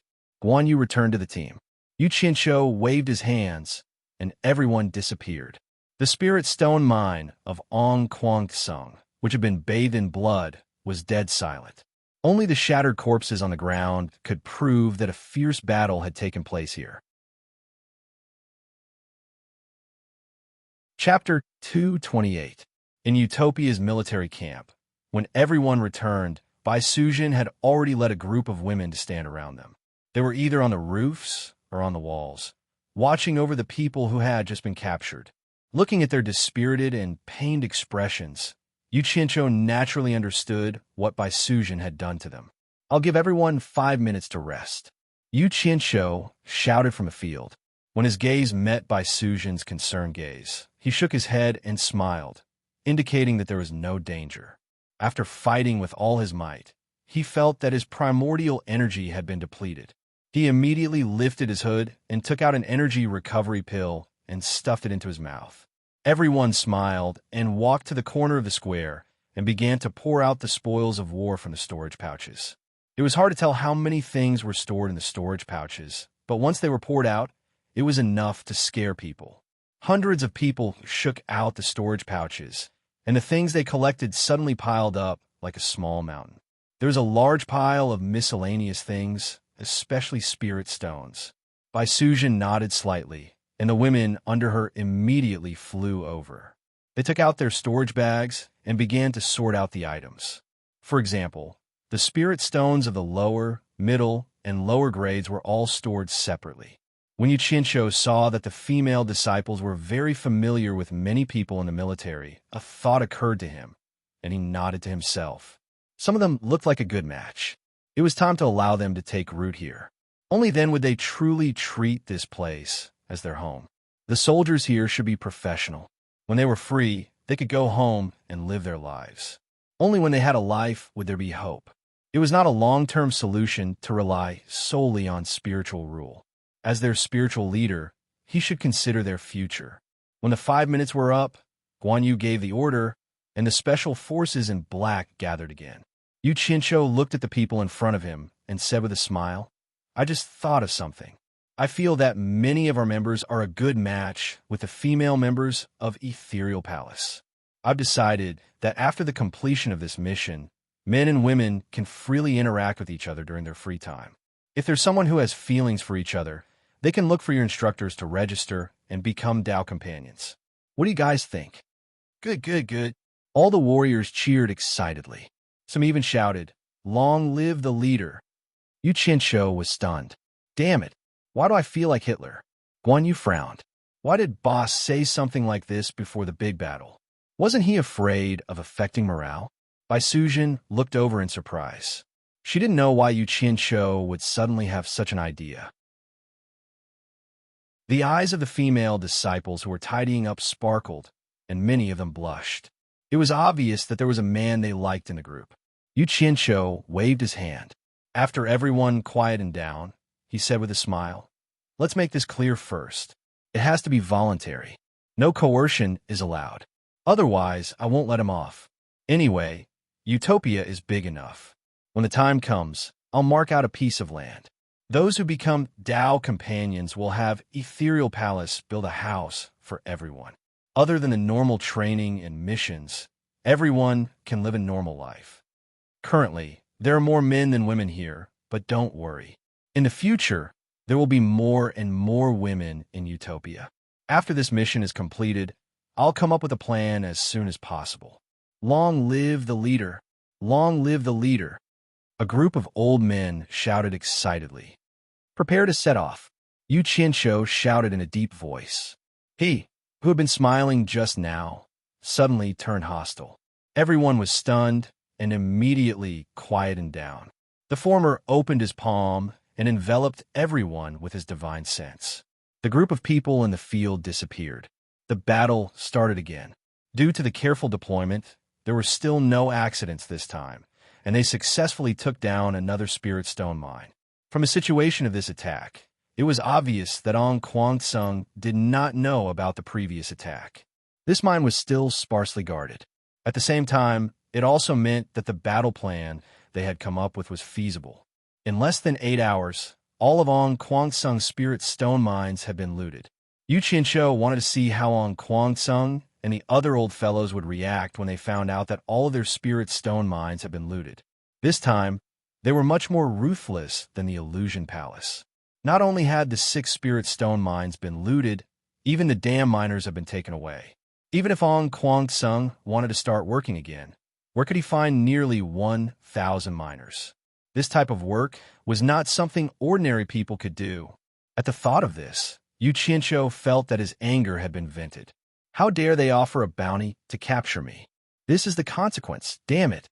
Even if you can solve the problem of the miners, you will definitely have to send a large number of people to guard the mines, and the strength you will send will probably not be weaker than this time, right? If the strength is weaker than this time, I don't mind looting again. If I can split a large number of forces from On Kwangsung's old nest, I don't mind going up to On Kwangsung and taking a bite or two of them. Damn it. In fact, the operation this time was not very smooth sailing. During the last battle, something regrettable happened.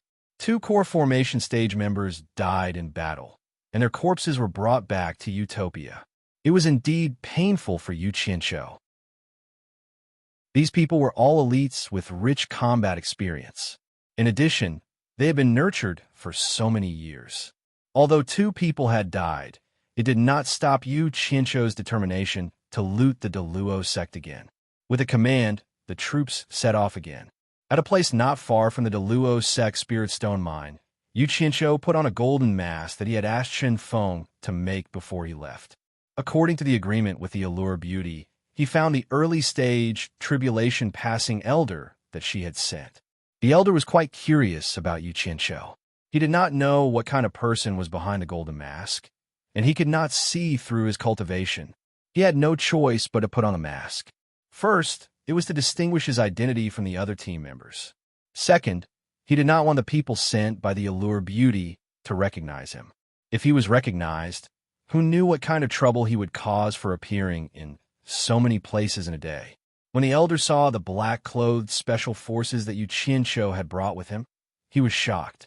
This was the first time he had seen such a group of cultivators in the cultivation world, especially after the attack had begun. With a gesture, hundreds of people separated and regrouped. They did not even need to say a word. The tacit understanding between the attack and defense was simply amazing. In the cultivation world, a person could leave his back to others without any worries. Just how much trust was this? Before the elder made his move, he also put on the black outfit that Yu Qianqiu had given him. Naturally, he was afraid that the people from the Luo sect would recognize him as an elder of the Phantom Palace. After he fought with the Luo sect elder, Yu Qianqiu's troops went all out. Since 2 of their comrades had died last time, this time they were as ruthless as they could be. They would not let go of their opponents until they were completely out of breath. Once the aura of breaking 1,000 armies was unleashed, it would be incredible. The Luo sect, which was originally thought to be much more difficult to defeat than An Kuang-tsung, was unexpectedly faster than An Kuang-tsung. However, Yu Qianqiu's idea of leaving as many people alive as possible to bring back to Utopia was shattered. All the Luo sect disciples who were guarding the mine were killed. The battle on Yu Qianqiu's side had already ended. The 2 tribulation stage cultivators fought from the sky to the ground, and from the ground back to the sky. Seeing that the elder sent by the Allure Beauty was unable to defeat the Luo sect elder and even seemed to be at a disadvantage, a few nascent soul cultivators rushed forward to help. However, something unfortunate happened. The difference in strength between the tribulation stage and the nascent soul stage was like the difference between heaven and earth. The Luo sect elder swung his sword in the air, and a sharp sword light slashed out. 2 of the 4 nascent soul cultivators who rushed forward immediately turned into a rain of blood. Yu Qianqiu's eyes were bloodshot. He roared crazily and called the remaining 2 people back. Then Bai Sujin, dressed in white, appeared in the air. Chapter 229. The 2 early-stage tribulation transcendence cultivators in the air were shocked. They stopped fighting and dodged to the side, sizing up Bai Sujin, who had suddenly appeared. The Daluo sect elder suddenly turned around and fled.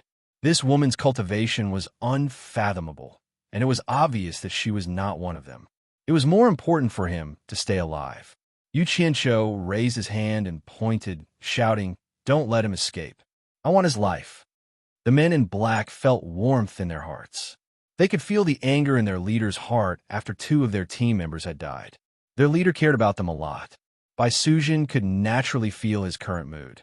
Her pretty face turned cold, and her beautiful eyes looked at the person who had escaped. After disappearing into thin air, she reappeared in front of the Daluo sect elder.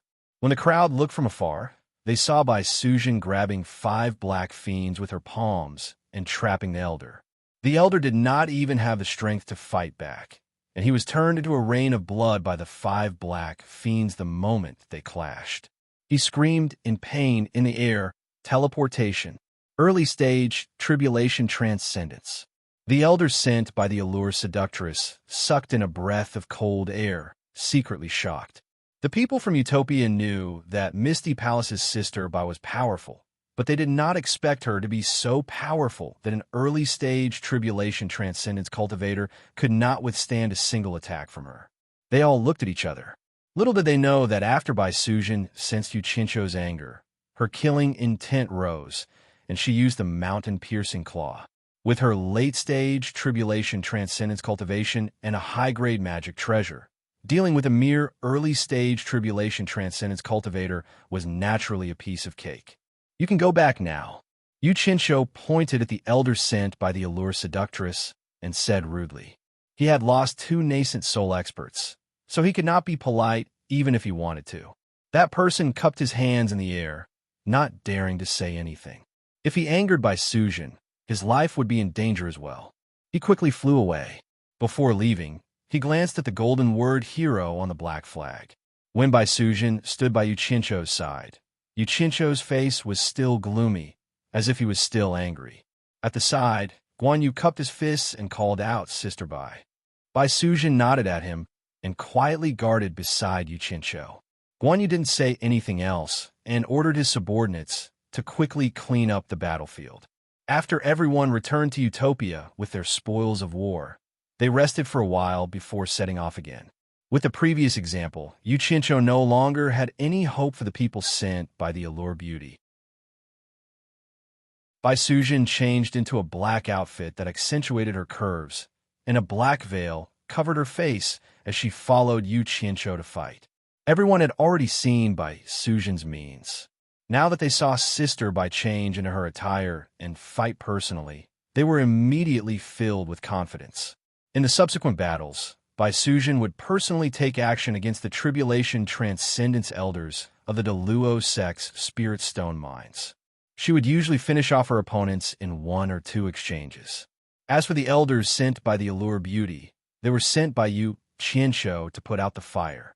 If there was a slightly tough spot that threatened the safety of his team members or made it difficult for them, the elder would immediately rush over. After using it, he would immediately chase them away. The elders usually didn't dare to have any objections. The key was that one of the black-robed masked women was too powerful. She was actually at the late stage of the Tribulation Transcendence stage. In less than a day, the Deluo Sect's 15 Spirit Stone Mines and On Kwansung's 6 Spirit Stone Mines had all been looted. There were more than a dozen piles of spoils of war in Utopia, and it would probably take more than a day to sort them out. In this battle, they had lost 5 nascent soul cultivators and 13 core formation cultivators, a total of 18 members. Yu Qianqiu's heart ached terribly. Fortunately, more than 4,000 people had come in at once. Most of them were miners from the 21 Spirit Stone Mines, which was more than 10 times the original number.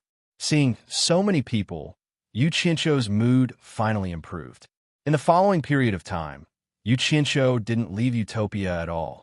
He didn't even have time to flirt with Chu Ping-er. He was extremely busy with Guan Yu.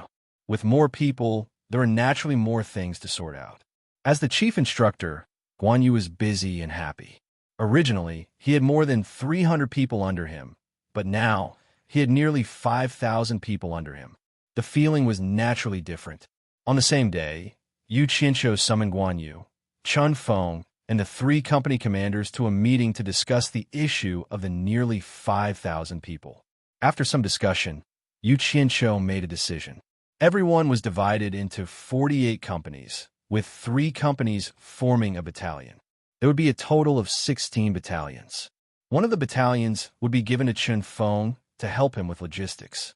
After all, with more people, Chun Feng would also have to increase his manpower. Otherwise, the logistics would not be able to keep up. Chun Feng naturally had no objections to this, but he asked Yu Qianqiu to give him a backbone who was good at management. Most of his attention was on crafting talismans, refining weapons, and refining pills. How could he have the time to manage so many people? Yu Qianqiu handed this matter over to Guan Yu. Guan Yu generously called a platoon commander over and announced his promotion to battalion commander on the spot to help Chun Feng manage the group of people under him. When the platoon commander heard that he was going to leave the combat unit to handle logistics, he was clearly unwilling. Even a fool would know that with so many people, he would definitely be promoted. The atmosphere in the Hero Special Forces was one where fighting was an honor. Who would be willing to go to the logistics department? However, he had no choice. After all, the few powerhouses of Utopia thought highly of him. After thinking about it, he felt that it was an honorable thing to do, so he reluctantly agreed. However, he also made a request. He requested that he bring 3 people from the old team members to help him manage. Otherwise, it would be a little troublesome to rely on one person. Naturally, the powerhouses had no objections to this. Of course, this was only a small part of the story. The remaining 15 battalions were divided into 5 regiments, with each regiment having 3 battalions. 3 company commanders were promoted to regiment commanders.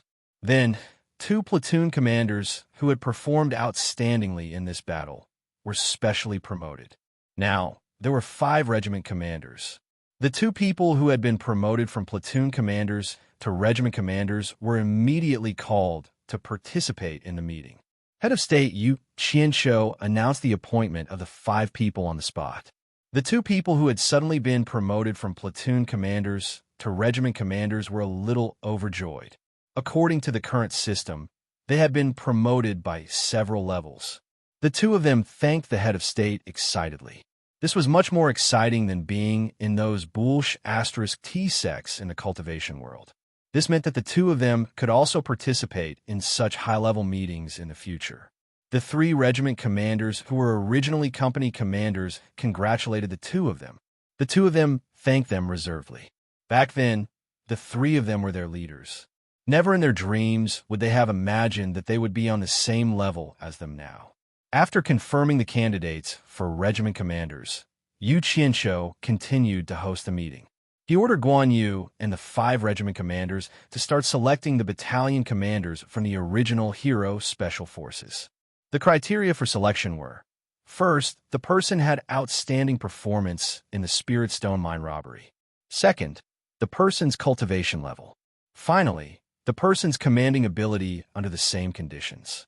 After an intense discussion, Guan Yu and the 5 regiment commanders finally confirmed the candidates for 3 battalion commanders. A total of 15 battalion commanders were promoted. After deciding on the candidates for battalion commanders, the meeting continued to expand.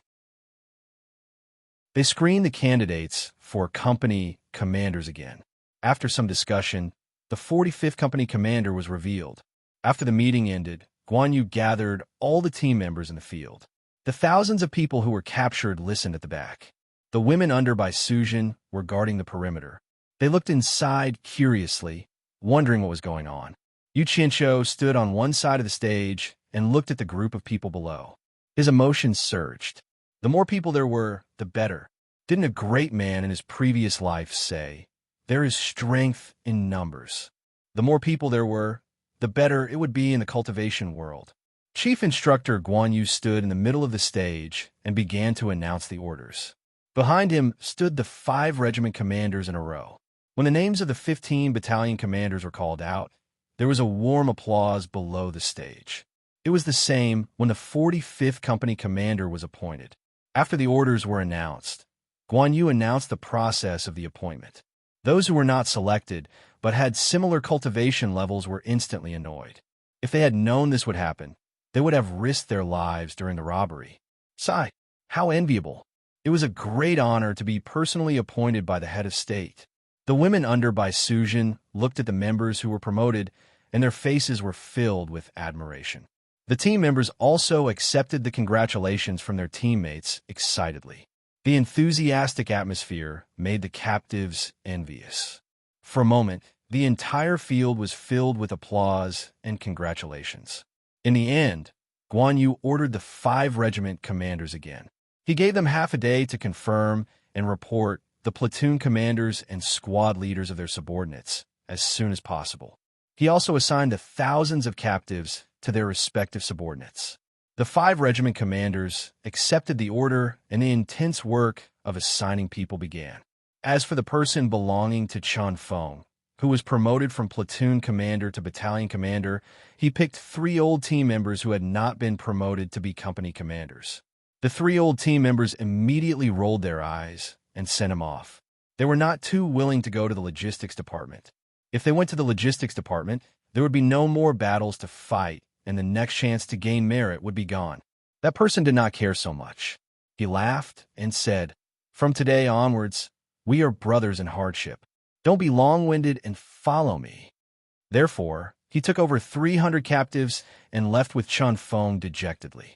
After the personnel were allocated, Yu Qianshou first ordered the construction of a Utopia Hero Monument. On this day, every year, it would be used to remember the members who had died in battle for Utopia.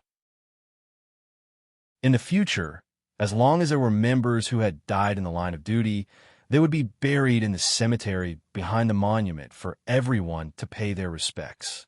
In the following days, Yu Qianshou was still very busy. He had to implement the marriage policy that he had promised everyone as soon as possible. He also had to expand and renovate the barracks, as well as the treatment of officers at all levels, as well as the training plan for the future. Utopia began an unprecedented construction project. Other than building barracks, they also had to build villas of different levels for officers at the battalion level and above. Yu Qianshou's idea was that since there were so many levels, he should let his subordinates who had reached a certain level enjoy a certain level of treatment. Chapter 230. He was so busy in Utopia that he did not know that the cultivation world outside was in an uproar. The 21 spiritual stone mines of the Daluo Sect and Kwang had been attacked on the same day. None of the guards or miners were left alive. Both sects only found out about this a few days later. The entire Daluo sect was shocked, as was the entire upper echelon. After all, it was the second largest sect on the righteous path. When had it ever suffered such a loss? Therefore, the entire Daluo sect took action. First, they sent a large number of guards to protect the spiritual stone mines.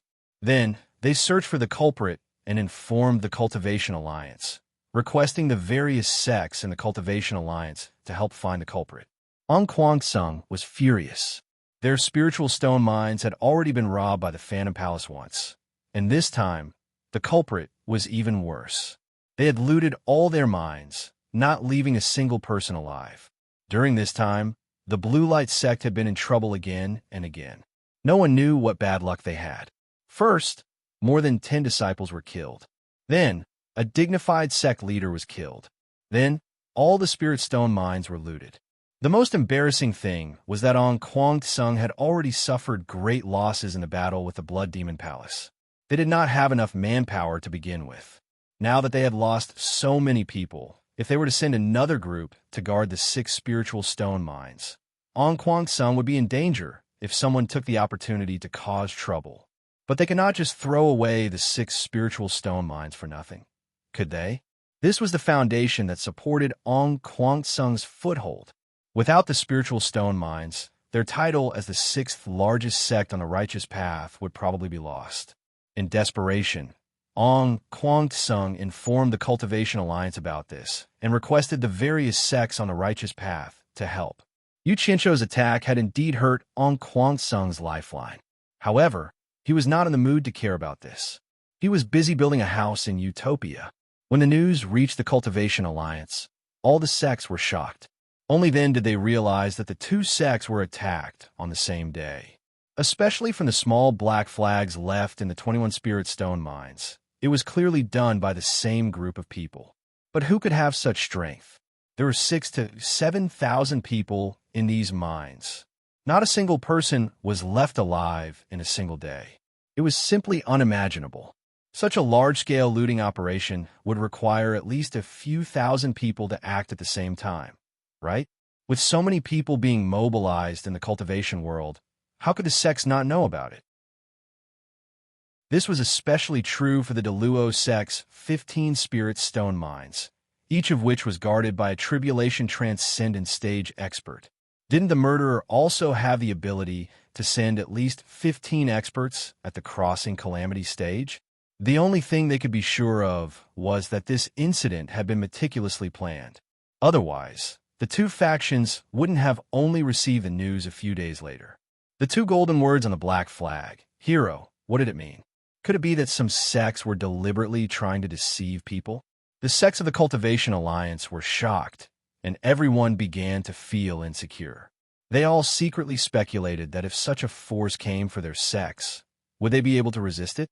No matter how hard they thought, they couldn't imagine that Yu Qianshou had led a few hundred people to raid 21 spirit stone mines in a single day just by relying on the miraculous effect of the golden bead. After all the suspicions, the sects of the Cultivation Alliance who were discussing in the 100 Flowers Valley all targeted the diabolism. From the fact that all the people who were attacked this time were from the righteous path, it could be seen that the murderer was obviously not interested in the righteous path. There were also people who suddenly had a strange suspicion. Could this have been done by Yu Qianshou? During this period of time, the Daluo sect and Kwang were wantonly trying to arrest him. Could it be that Yu Qianshou was deliberately taking revenge? Didn't they say that he had appeared in Swallow City with hundreds of men in black? As soon as this conclusion came out, everyone thought that it was possible, but in the end, it was still uncertain. Unless Yu Qianshou had another 20 teams of hundreds of men in black, it would be more likely. Otherwise, it would be impossible for him to make such a big move. Even if it was Yu Qianshou who did it, someone must have lent them to him. Who in the cultivation world would lend so many people to a core formation stage cultivator? Then there was only one possibility, the diabolism. Back in the 100 Flowers Valley, Didn't they see that Yu Qianqiu was very familiar with the people from the Diabolism? Of course, this was just the speculation of the various sections. But no matter what, everyone still locked the culprit on the Diabolism. Only the Diabolism would do such a thing to the righteous path. There were many people in the Cultivation Alliance, so it didn't take long for this matter to spread throughout the cultivation world. Almost everyone was talking about the mysterious organization called Hero. For a time, the name Hero was known to almost everyone in the cultivation world. Because of the conclusion of the righteous path, the Diabolism Alliance in the 100 Flowers Valley also gathered together. Qiuwen of the 10,000 demons looked around at the elder in charge of the various Diabolism sects and said in a deep voice, "I wonder which sect here did such a big deal? This old man really admires you. Even I, the 10,000 demons, have never done something like this. Since you did it, you might as well stand up and say something. Everyone here is from the Diabolism. Such a big matter should give everyone a good idea so that they can prepare, right?" As he said this, Qiuwen's gaze swept past the elder in charge of the Blood Demon Palace, when jumping from time to time. Most of the elder in charge of the Diabolism did the same. After all, the Blood Demon Palace had fought with Ong Kwangsung before.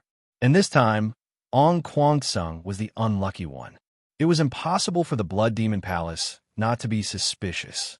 Everyone was almost certain that the one who did this to the righteous path was definitely someone from the Diabolism. When Zhongping saw that everyone was looking at him strangely, Qiu Yuan's expression was even more obvious. It was as if he was saying, "It's already like this. What's the point of pretending? Your Blood Demon Palace should just admit it." Bang!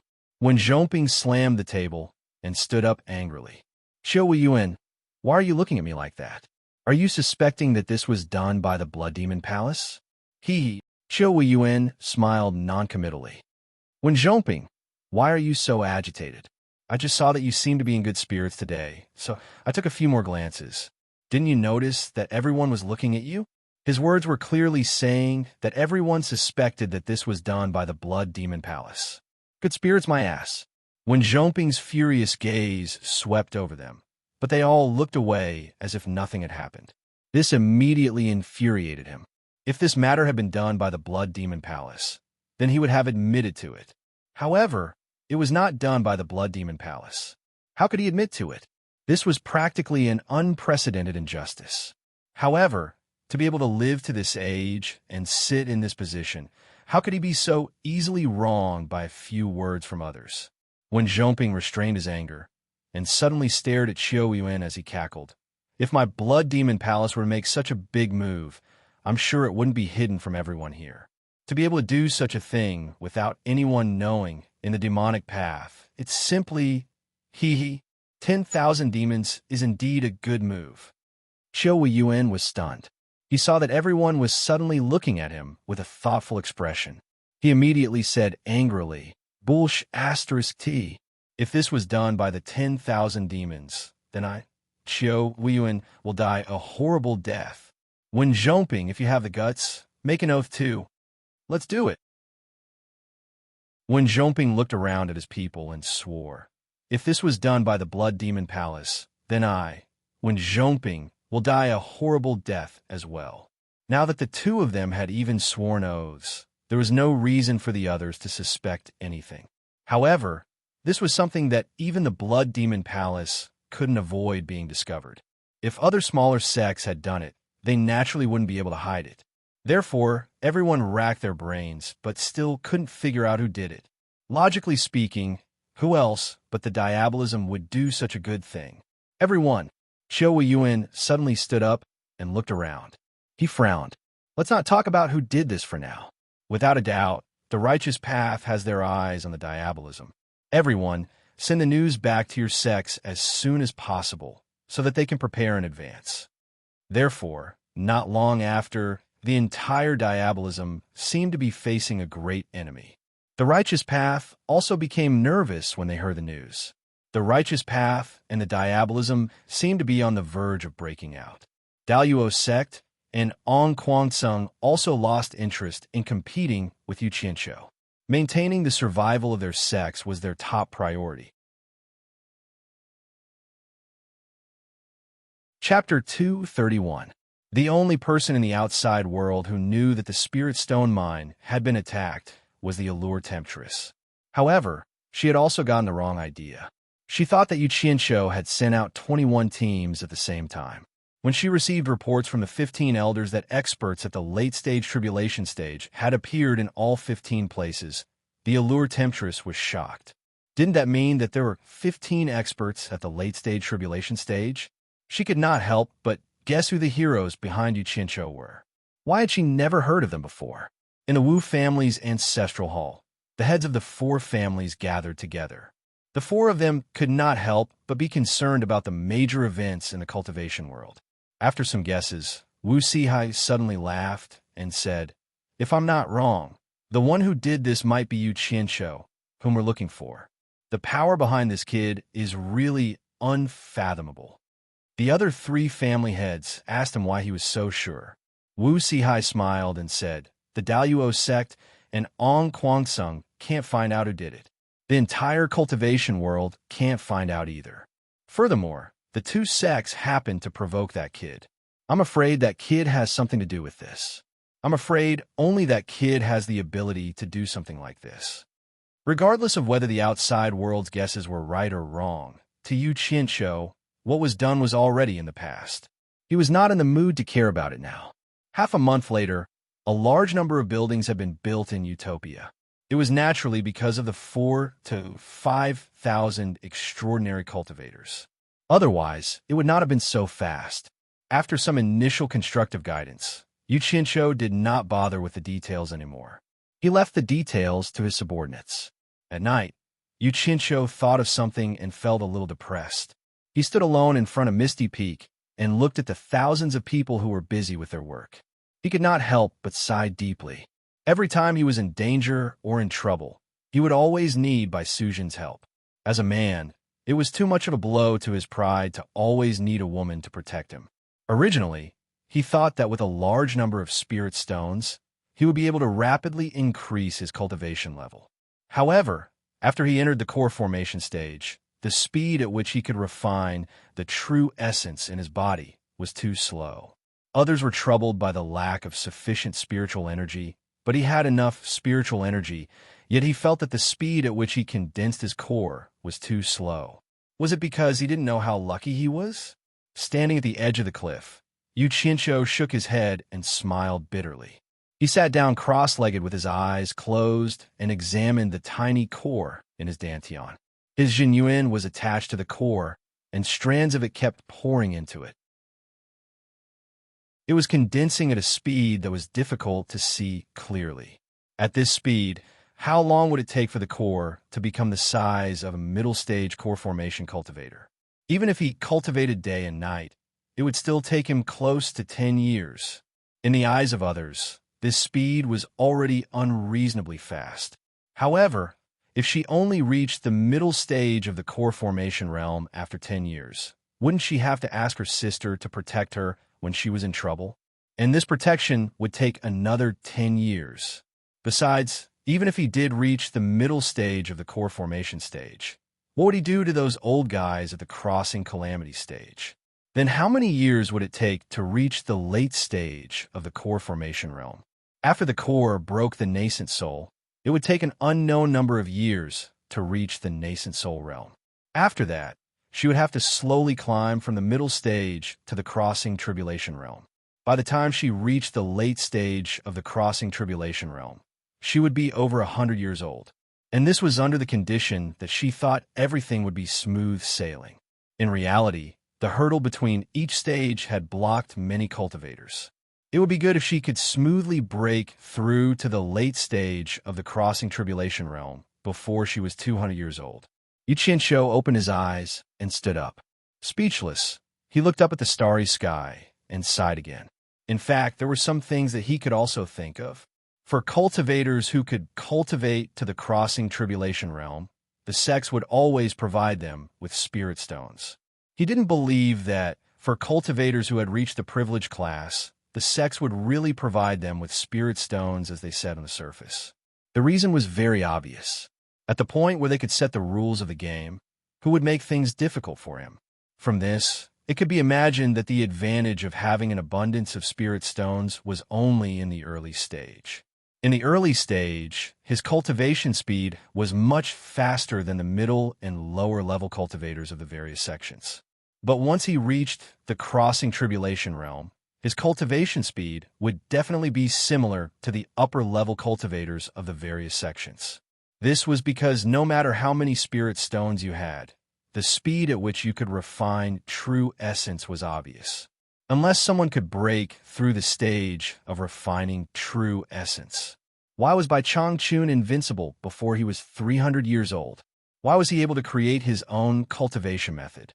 Yu Qianqiu looked at the sky, full of stars, and suddenly remembered the painting that he saw in the Wu clan's ancestral hall. In the painting, Bai Changchun was standing on a cliff with his hands behind his back, looking up at the stars. Wasn't it the same as what he was doing now? Could it be that the sky full of stars was hiding some secret? The feeling of heaven? Yu Qianqiu muttered this sentence. From the inscription on the painting, it seemed that the phrase that Bai Changchun often said was the feeling of heaven.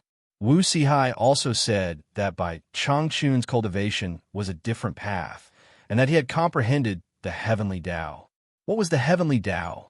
It was too illusory, although he didn't know if it was true that the old demon was invincible within 3 moves, just based on the fact that he had reached the soul formation stage and lived for more than 2,000 years.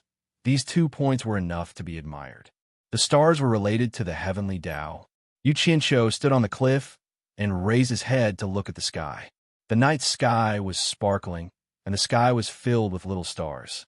He didn't know how many times his eyes had been dazzled by the stars.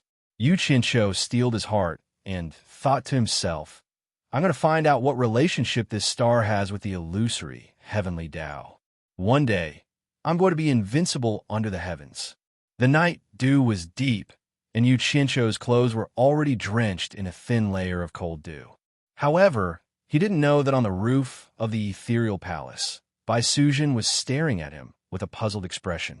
Seeing that he seemed to be competing with the night sky, she would also look up at the sky from time to time, but she didn't find anything special.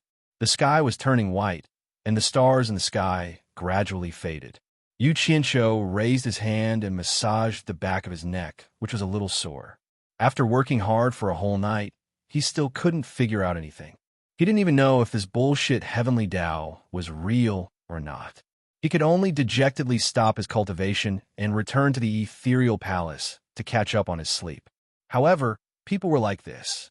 Once they were interested in something, it was enough to attract people for a period of time. At least, it would be like this until they were completely tired of it. Therefore, Yu Qianqiu spent a few consecutive nights watching the stars on the cliff, trying to figure out something. In the end, he spent more than 10 nights watching the stars. However, it seemed that he wasn't fated with the heavenly Tao. Apart from the slight movement of the stars in the night sky, every day, there was nothing else. Using the knowledge from his previous life to understand, it seemed that it was due to the rotation and revolution of the stars. After a few more nights, Yu Qianqiu really couldn't stand it anymore. Not only did he look at the stars at night, no matter what he did during the day, his mind would be filled with stars swaying in front of his eyes. He could almost memorize the stars in the sky. He was a little strange, which made those who were concerned about him a little anxious, but he said that he was fine. At night, Yu Qianqiu habitually walked up the cliff. Just as he reached the edge of the cliff, Yu Qianqiu gave himself a fierce slap, waking himself up. Damn it! If this continued, he would become crazy.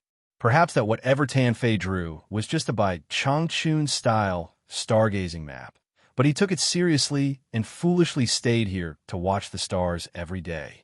If it was really useful, why would the 4 great clans still need to do business? They would have long been watching the stars every day. Stupid as can be, Yu Qianqiu scolded himself, feeling as if he had suddenly come to a realization. He thought to himself, if I have this time, I might as well refine a few good flying swords. I still haven't used the mysterious golden sand I bought last time. Immediately, a flying sword shot out, carrying him down the deep valley. He let the cold wind blow on his face, wanting to wake himself up a little more. When he reached the bottom, The first thing he ran over was to see what Chen Feng was doing. In the end, Chen Feng was deeply immersed in his own Tao, guarding an alchemy furnace, stubbornly refusing to come to his senses. Yu Qianqiu didn't disturb him. He inspected the bright red and scorching hot underground. Seeing that the logistics department was operating in an orderly manner, he clearly didn't need to worry about anything. Thus, he found a cave with intense earth fire and burrowed into it, preparing to personally refine the weapon. Out of thin air, he summoned the 100 flying swords he used, then took out the mystic gold sand and placed it to the side. The violent earth fire in front of him made his face a little hot. However, with his current cultivation, he could still withstand this little bit of heat, as long as he didn't jump into the fire to be roasted. When refining a weapon, the first thing to do was to be free of distracting thoughts. Otherwise, it would be easy to refine a waste. It was fine to waste a little normally, but it would be a pity to waste the mystic gold sand that he had spent 500,000 high-grade spirit stones to buy. Exhaling and concentrating, his state of mind should have gradually stabilized, but unknowingly, the sky full of stars that had been deeply engraved in his mind for the past few days came out again. He didn't know what was going on. Being in the cave, with his cultivation, he should have only felt a little hot on the surface of his body. But because of the sky full of stars that suddenly appeared in his mind, it seemed to subconsciously guide the true essence in his body to do some strange circulation. The heat that should have been blocked outside of his body was actually drawn in through the pores on the surface of his body and integrated into the true essence in his body to circulate. His body immediately became warm, and the heat outside of his body didn't seem to have that scorching feeling anymore. While in a daze, Yu Qianqiu suddenly came to his senses. It didn't matter that he woke up.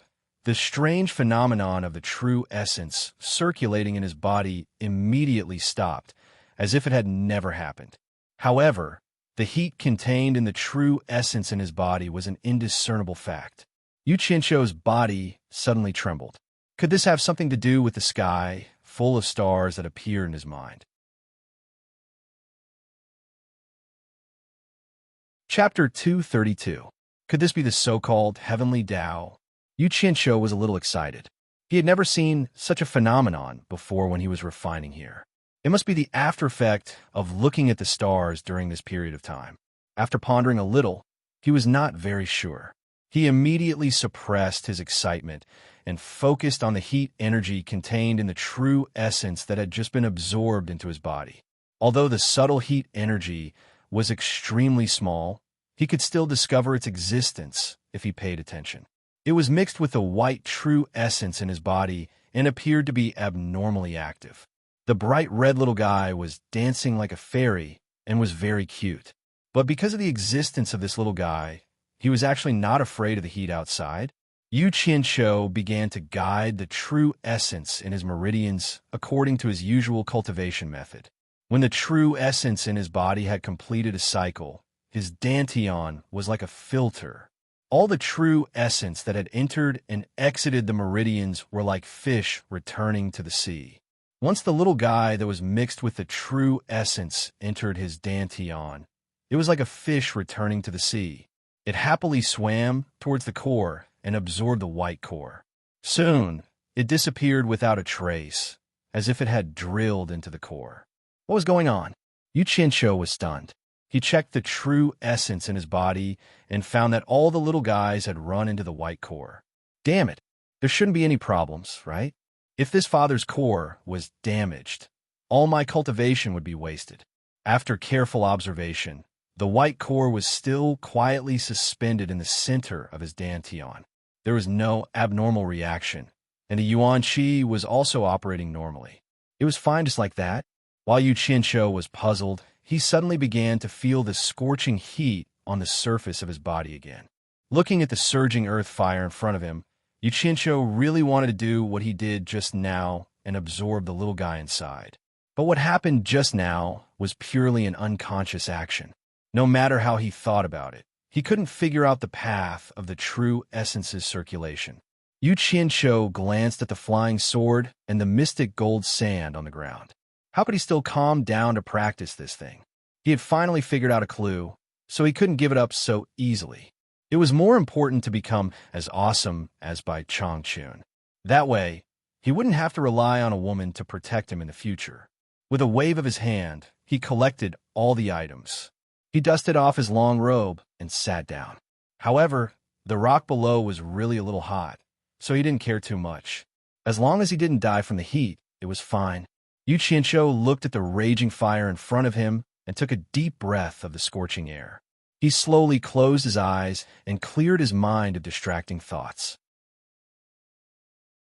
He didn't want to think about anything else other than the star chart that he had memorized recently. Gradually, he forgot about the scorching heat under his butt and the scorching heat in the cave. It was as if he was immersed in the scene of looking at the stars at the top of the misty peak. He couldn't feel any heat, only the cool night breeze at the top of the mountain and the twinkling stars in the sky. It was so beautiful and enchanting. In the deep starry sky, the stars were still the same stars. He could see them every night. Some seemed to be fixed in the same position forever, while some seemed to be changing position every night. It might not be possible to find anything by looking at it separately, but if he looked at the position of the stars for a few nights, he would find that these stars seemed to have a certain orbit. If he thought about it abstractly, could those fixed stars be regarded as the human body's bones, flesh, and meridians? And could those stars with orbits be regarded as the body's genuine qi? The star chart in his mind was very complicated. Once he got into the state, Yu Qianqiu found something very interesting. The stars in the north, south, east, west, and center seemed to have their own orbit cycle. He couldn't remember the other directions very clearly. After all, it was not easy to remember the complexity of the starry sky. However, because he stood on the cliff every night to observe the stars in the south, he could remember the changes of the stars in the south more clearly. The stars in the south seemed to have a big cycle of changes. However, the observation time was short, so it was impossible to grasp the changes. But if he looked at some of the stars in the south, he could clearly see an orbit cycle every 7 days. Noticing these changes, Yu Qianqiu carefully recalled the orbit of the stars, trying to remember it. Suddenly, the genuine qi in his body began to circulate on its own, implying the changing orbit of the star chart in his mind. Yu Qianqiu felt the changes in the genuine qi in his body and woke up. He was slightly startled, but was immediately overjoyed. So it was like this. Not daring to have too many distracting thoughts, he immediately closed his eyes to eliminate them. Following the changing orbit of the star chart, he consciously guided the genuine qi in his body to circulate. The high temperature in the surroundings gradually decreased. Not wanting to open his eyes and be distracted, he released his divine sense to check the changes in his surroundings. Sure enough, in the raging and tyrannical earth fire, many tiny yellow dots that were invisible to the naked eye began to surge out and pounce towards him. Perhaps these little guys could only be seen by releasing their divine sense to carefully look. One by one, the little guys burrowed into the meridians in his body through his pores and began to circulate together with the genuine qi. Every time it circulated a cycle, the genuine qi would circulate from his dantian, and those little guys would happily pounce towards the white core. Yu Qianqiu couldn't figure out what was going on, but he really wanted to find out whether it was a good or bad thing for these little guys, who should be called fire elements, to merge with his core. As he gradually became familiar with the changing orbit of the star chart, Yu Qianqiu was already able to directly control the circulation of genuine qi. As a result, he discovered that as the circulation speed increased, the speed at which the fire elements in the earth fire surged towards him also increased. In the end, they were all absorbed by his core. At first, he was a little afraid. He really didn't know what would happen if so many fire elements rushed into his core. However, the subsequent reaction made him happy. As more and more fire elements rushed into his core, the white core actually became slightly hot. The genuine qi in his dantian was being roasted, and the speed at which it adhered to and condensed into the core seemed to increase. Although it was almost invisible, Yu Qianqiu still discovered that the speed at which the core was condensing was increasing. Damn, there was actually such an effect. Yu Qianqiu became excited again. Previously, because the speed at which he refined genuine qi and condensed his core was too slow, he estimated that it would take at least 10 years for him to break through to the middle stage of core formation. Now, it seemed that there was a great possibility that he could break through earlier. This was truly the will of the heavens. After his ecstasy, he thought of a problem. The four directions of the stars in the sky each had their own orbit, but why would the southern orbit absorb the fire elements when converted into genuine qi? Why didn't it absorb other things? Could it be that the 5 directions of the star chart each had its own effect? Could it be he suddenly remembered a saying about the 5 elements in his previous life? It was that the 5 elements were divided into metal, wood, water, fire, and earth. The 5 elements corresponded to 5 directions: metal to the west, wood to the east, water to the north, fire to the south, and earth to the center. Wasn't the star chart of the south the star chart he was using? Could it be that the 5 directions of the star chart could separately absorb the 5 elements of metal, wood, water, fire, and earth? Since there was such a saying, then what he was experiencing now was not a coincidence. There must be a reason behind it.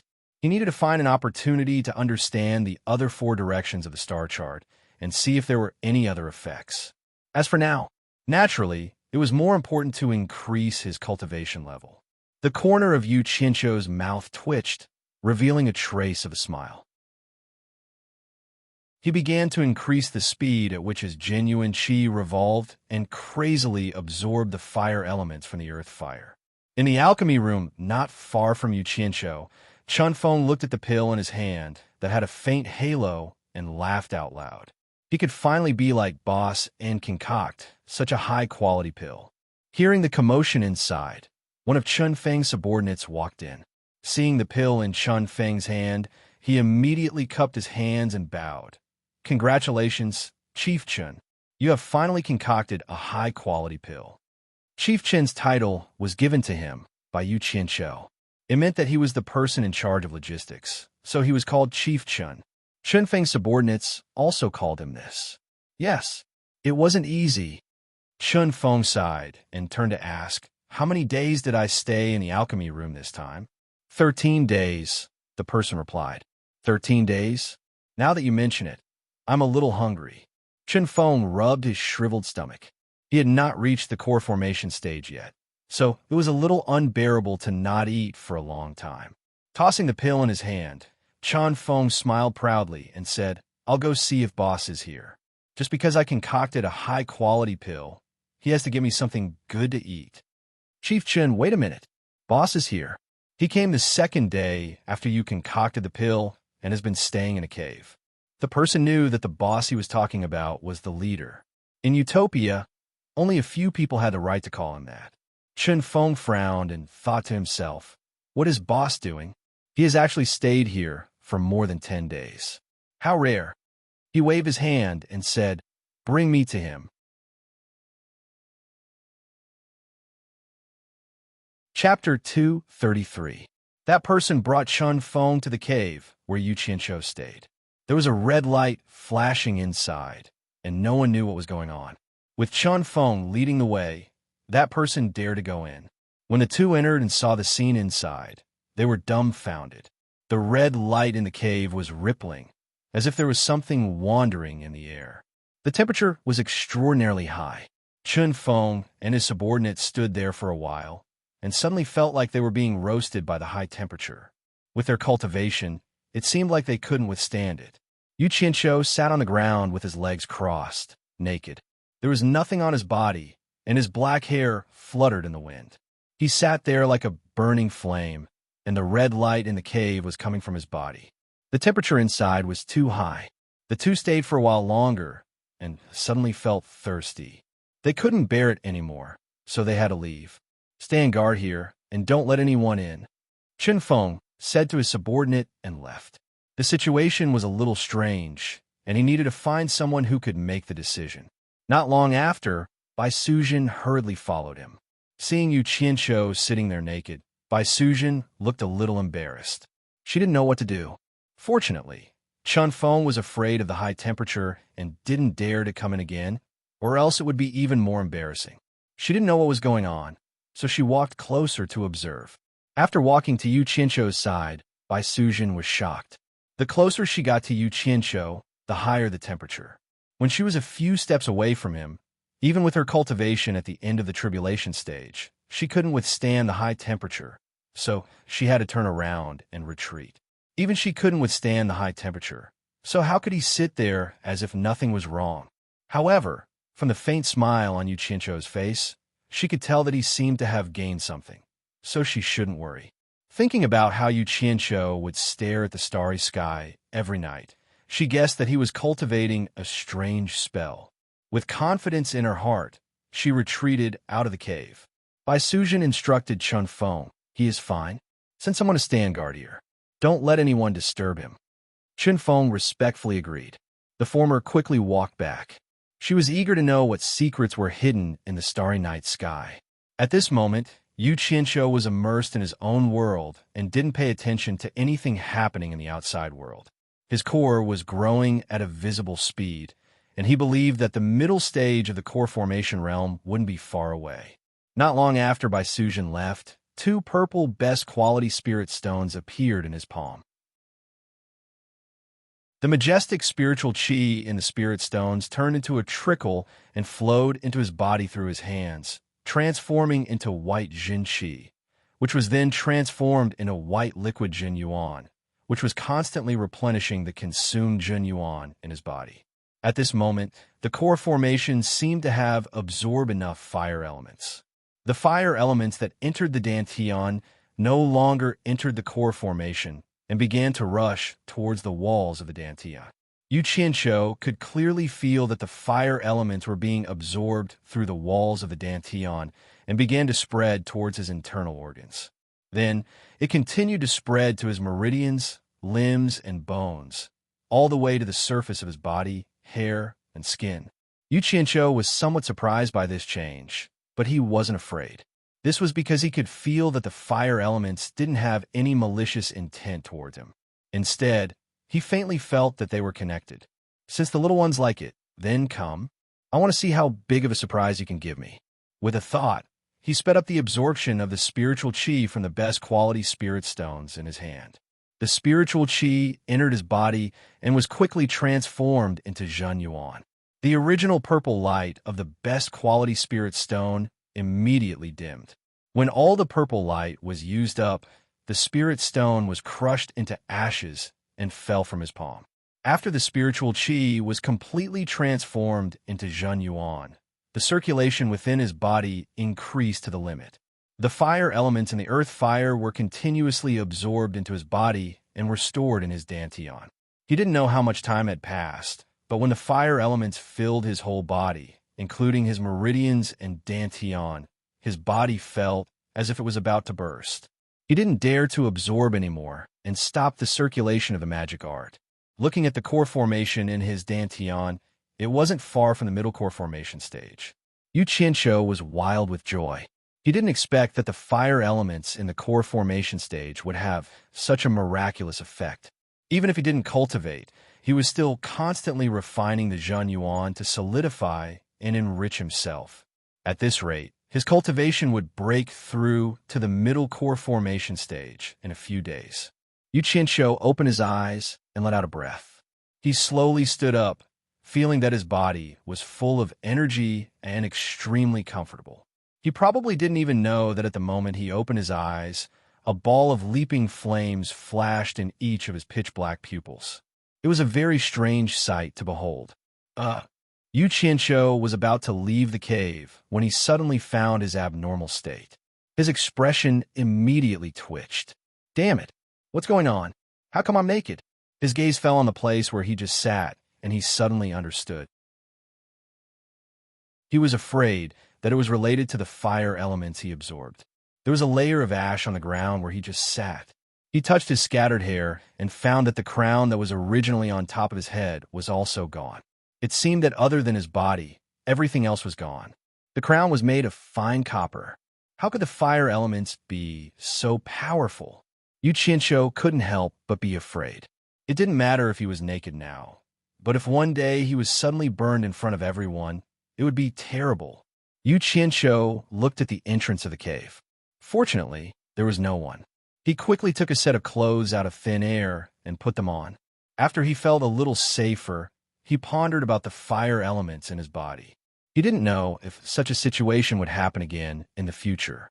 He couldn't let these little guys do as they pleased. He must control them. Otherwise, if he was not careful, he would accidentally run around naked. How could he let that happen? He revolved his true essence and tried to control them. The result was that the fire elements were very obedient. They went wherever he wanted them to go without any resistance. I wonder what will happen if I force them out of my body. Yu Qianqiu stretched out a finger and slowly forced out some fire elements. Only to hear a puff sound. A small flame stood on his finger and burned. Yu Qianqiu was shocked. Don't turn my finger into a grilled sausage. He quickly patted and blew on it, trying to extinguish it. Yu Qianqiu was surprised. Not to mention that this flame couldn't be extinguished. Why didn't I feel any pain when it burned on my hand? Not even a little heat? How could this be? After his state of mind calmed down, he immediately discovered that this flame was abnormally beautiful. It was much darker than ordinary flames. Moreover, it had a faint feeling that it was connected to his mind. With this feeling, he tried to revolve his true essence to control it. After a try, he found that he could really control it. As he retracted his true essence, the flame gradually shrunk and disappeared back into his finger. Tsk tisk. Yu Qianqiu repeatedly praised. The fire elements were forced out again, and the flame appeared again. After a while, it went back into his body. After a few attempts, he found that the more fire elements he used, the bigger the flame would be. Moreover, he could easily control it. After understanding the mystery, Yu Qianqiu suddenly clenched his fists. His whole body suddenly emitted a raging fire, and he stood in the raging fire unscathed. Looking at the clothes on his body, with the protection of his true essence, they were indeed undamaged. He could completely control them, so there was no need to worry. In the fire, Yu Qianqiu looked around the cave. His eyes fell on a stone wall. Suddenly, a small flame appeared on his finger. With a flash of red light, a charred hole appeared on the stone wall. Chapter 234. Yu Qianqiu's mouth was slightly agape with a look of disbelief. It must be known that the stone walls of this cave had been roasted by the blazing fire below for many years without much change. Yet, a small ball of fire that he had casually flicked out was able to silently burn a hole in the stone wall. Wasn't this a little too powerful? He released his divine sense to investigate the small hole that was burnt out. It was at least 1 meter deep. Yu Qianqiu let out a breath of cold air. It was just a casual flick from him, but it actually had such power. Then, looking at the armor-like flame coat that enveloped his body, he raised a blazing fist and punched towards the wall. Ooh! Zhen Yuan quickly shot out with a fireball. Pong! A large hole appeared in the wall. Puff, puff, puff. The flames that had been compressed by Zhen Yuan shot out from his 10 fingers like a storm. Immediately, the cave was filled with charred holes. Amazing! Yu Qianqiu smiled with satisfaction. This was a good attack method. However, it seemed like the fire element stored in his body would decrease with every release. The commotion inside alerted the guards outside. 2 of his subordinates jumped in with sword in hand. When they saw Yu Qianqiu covered in flames, their faces were filled with shock. After pausing for a while, they saluted together and said, "Leader, there's nothing here. You guys go out." "That's right. Fill this water tank with water," Yu Qianqiu said with a smile on the flames. "Yes." The 2 respectfully retreated. Not long after, water flowed in from a ditch that was dug out in the stone wall. After a while, a pool in the corner of the wall was filled with water. Yu Qianqiu retracted the flames on his body. He took out his flying sword and the mystical golden sand. He held the flying sword in one hand and the mystical golden sand in the other. He released his Zhen Yuan and forced the 2 items to float above his palm. Suddenly, 2 balls of red demonic flames appeared in his palm and wrapped around the flying sword and the mystical golden sand. The two items quickly turned into two balls of black and gold liquid. The two balls of flames immediately merged into one, and the two balls of liquid also fused together. Yu Qianqiu held up the flame with one hand. The flame wrapped around the liquid in his palm, rotated rapidly. After thoroughly mixing the flying sword liquid and the mystical golden sand liquid, the flame was pulled up in his palm and elongated like a tornado.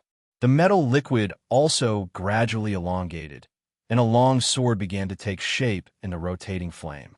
Suddenly, the shape of the flame changed and instantly turned into a fiery long sword. It gradually shrunk in size from the outside to the inside, and the liquid that was wrapped in it was compressed into a flying sword. Yu Qianqiu stared at the sword and waited for a while before nodding slightly. The long sword's flame-shaped coat quickly retracted from the hilt and retracted back into the palm of the hand from the sword tip. Yu Qianqiu cast a few spells at it. This was a necessary spell to refine a flying sword. Otherwise, no matter how good the sword was, it would not be able to become a royal flying sword. With a wave of his hand, the long sword flew into the air and stabbed straight into the water trough that was filled with water. Fart! A sharp sound rang out. After the water receded, the heat of the long sword was fixed. It was directly inserted into the bottom of the pool. Yu Qianqiu reached into the water to grab the sword hilt and pulled it out. He bent his finger and flicked the sword. Wong!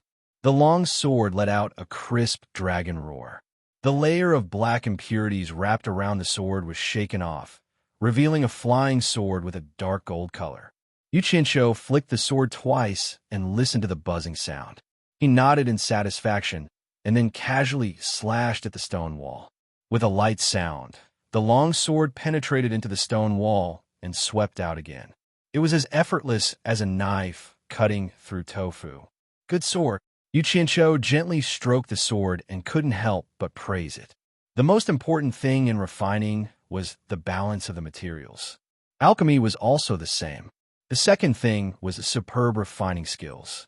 Although he didn't have any superb refining skills, with his ability to control fire, he should be able to match the materials.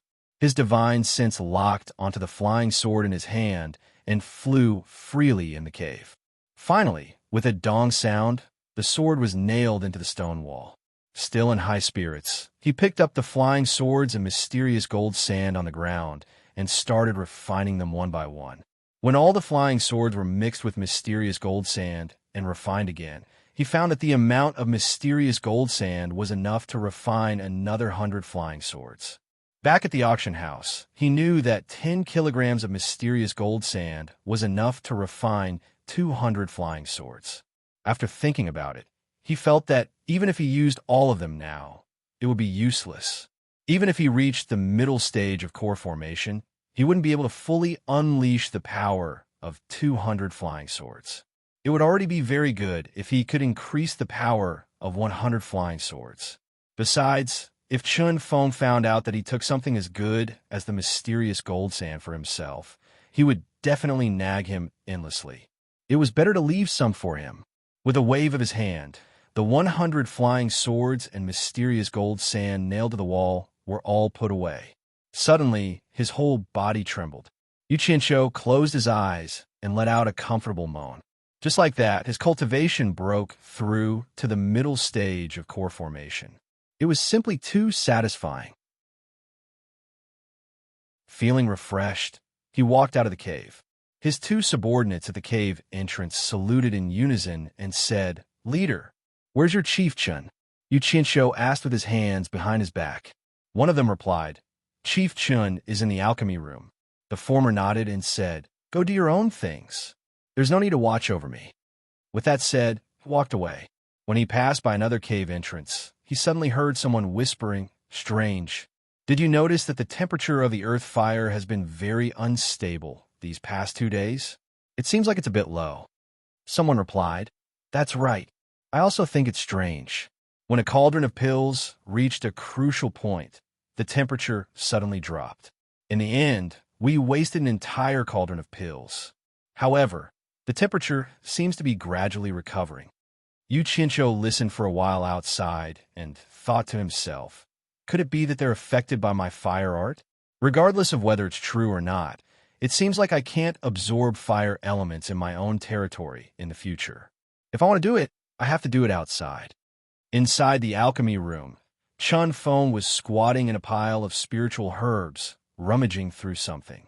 Suddenly, a flying sword stabbed right in front of him, giving him a fright. At the side, Yu Qianqiu chuckled and said, "What do you think of this flying sword I refined?" Chun Feng, who had a slightly unhappy expression on his face, casually pulled out the sword from the ground. It wasn't that he looked down on his boss. Yu Qianqiu's pill refining skills were better than his, but in the path of tool refining, Yu Qianqiu wasn't as proficient as him. Chun Feng originally wanted to tactfully attack his boss, but who knew that after taking a look, he would be stunned. He held the sword in front of his eyes with both hands and examined it closely. He mumbled, "The sword's body is one. The blade is sharp, and the color is dark gold. Boss, this flying sword has already reached the grade of a high-grade magic tool. Did you really refine it?" Chun Feng turned around and expressed his doubt. Yu Qianqiu chuckled and called back the flying sword in his hand. Then, he casually threw a bag of things to him and said, "This is for you." Chun Feng caught it and opened it to take a look. Then he shook his head and said, "I say, so it's mixed with mystic gold sand. What a pity. It's such a waste to give something like this to you. Don't talk nonsense. We'll talk again when you can refine a sword better than this one." Yu Qianqiu couldn't be bothered with him and turned around to go back. A stream of light quickly flew out from the deep valley. Yu Qianqiu floated down to the top of Misty Peak. His cultivation had increased by 1 level, and in addition to the rebirth of the flying sword, the speed of the sword kinesis flight was indeed much faster. At this time, the sky outside was just beginning to brighten. Yu Qianqiu looked around and was instantly stunned. He saw Bai Sujin standing on the cliff and looking at him, smiling. He walked over and asked, "Why are you here?" Bai Sujin smiled indifferently and turned back to look at the gradually fading stars in the sky. She said gently, "You stayed down there for more than a month. Previously, I saw you looking up at the stars every night. I thought it must be related to the stars, so I came to take a look." She naturally couldn't say that she saw him naked, so she thought of coming here to take a look. Yu Qianqiu took a few light steps forward and stood beside her. He smiled and said, "Sister is indeed smart. Not bad. I comprehended something from the changes in the starry sky. It's a pretty good incantation." "What incantation?" Bai Sujin looked back and asked in surprise. Yu Qianqiu looked at her and took a few steps away. Suddenly, a raging fire burned around his body, illuminating the whole cliff. He, who was wrapped in the fire, casually took out an ordinary flying sword. The flying sword was wrapped in the raging fire and instantly turned into a ball of liquid, which fell to the ground and scattered.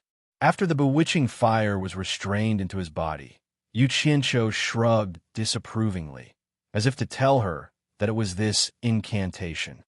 What a powerful fire. I can feel its destructive power. I'm afraid that even with my cultivation, I will be burned by it. Brother is indeed a genius, to be able to comprehend such a powerful fire incantation from the changes in the starry sky. Bai Sujin couldn't hide the admiration in her eyes. Since ancient times, who could create their own cultivation incantations was not a proud son of heaven. She was proud of him. Yu Qianqiu calmly accepted her praise. To be praised by such an outstanding woman was also a happy thing. He walked back to her side and looked at her with a smile. "Big sister, this incantation was created by me. It doesn't have a name yet. Big sister, please give it a name." "You want me to give it a name?" Bai Sujin's tone revealed a hint of surprise. It should be known that the name of a newly created incantation was very likely to be passed down through the ages along with the name of the person who created the incantation, especially the more powerful incantation. It was rare for Yu Qianqiu to see her reveal such a little girl's expression. He nodded his head blankly. Bai Sujin lowered her head and muttered to herself. She then raised her head to look at the already white night sky. Her gaze stopped on the most dazzling star for a while. She turned her head and smiled sweetly. Star flame? Star as in stars. Flame as in flames. What do you think about calling it star flame? Yu Qianzhou's gaze also fell on the star. He nodded and said, Star flame. All right, this fire incantation will be called Star Flame. The person who named it is Bai Sujin.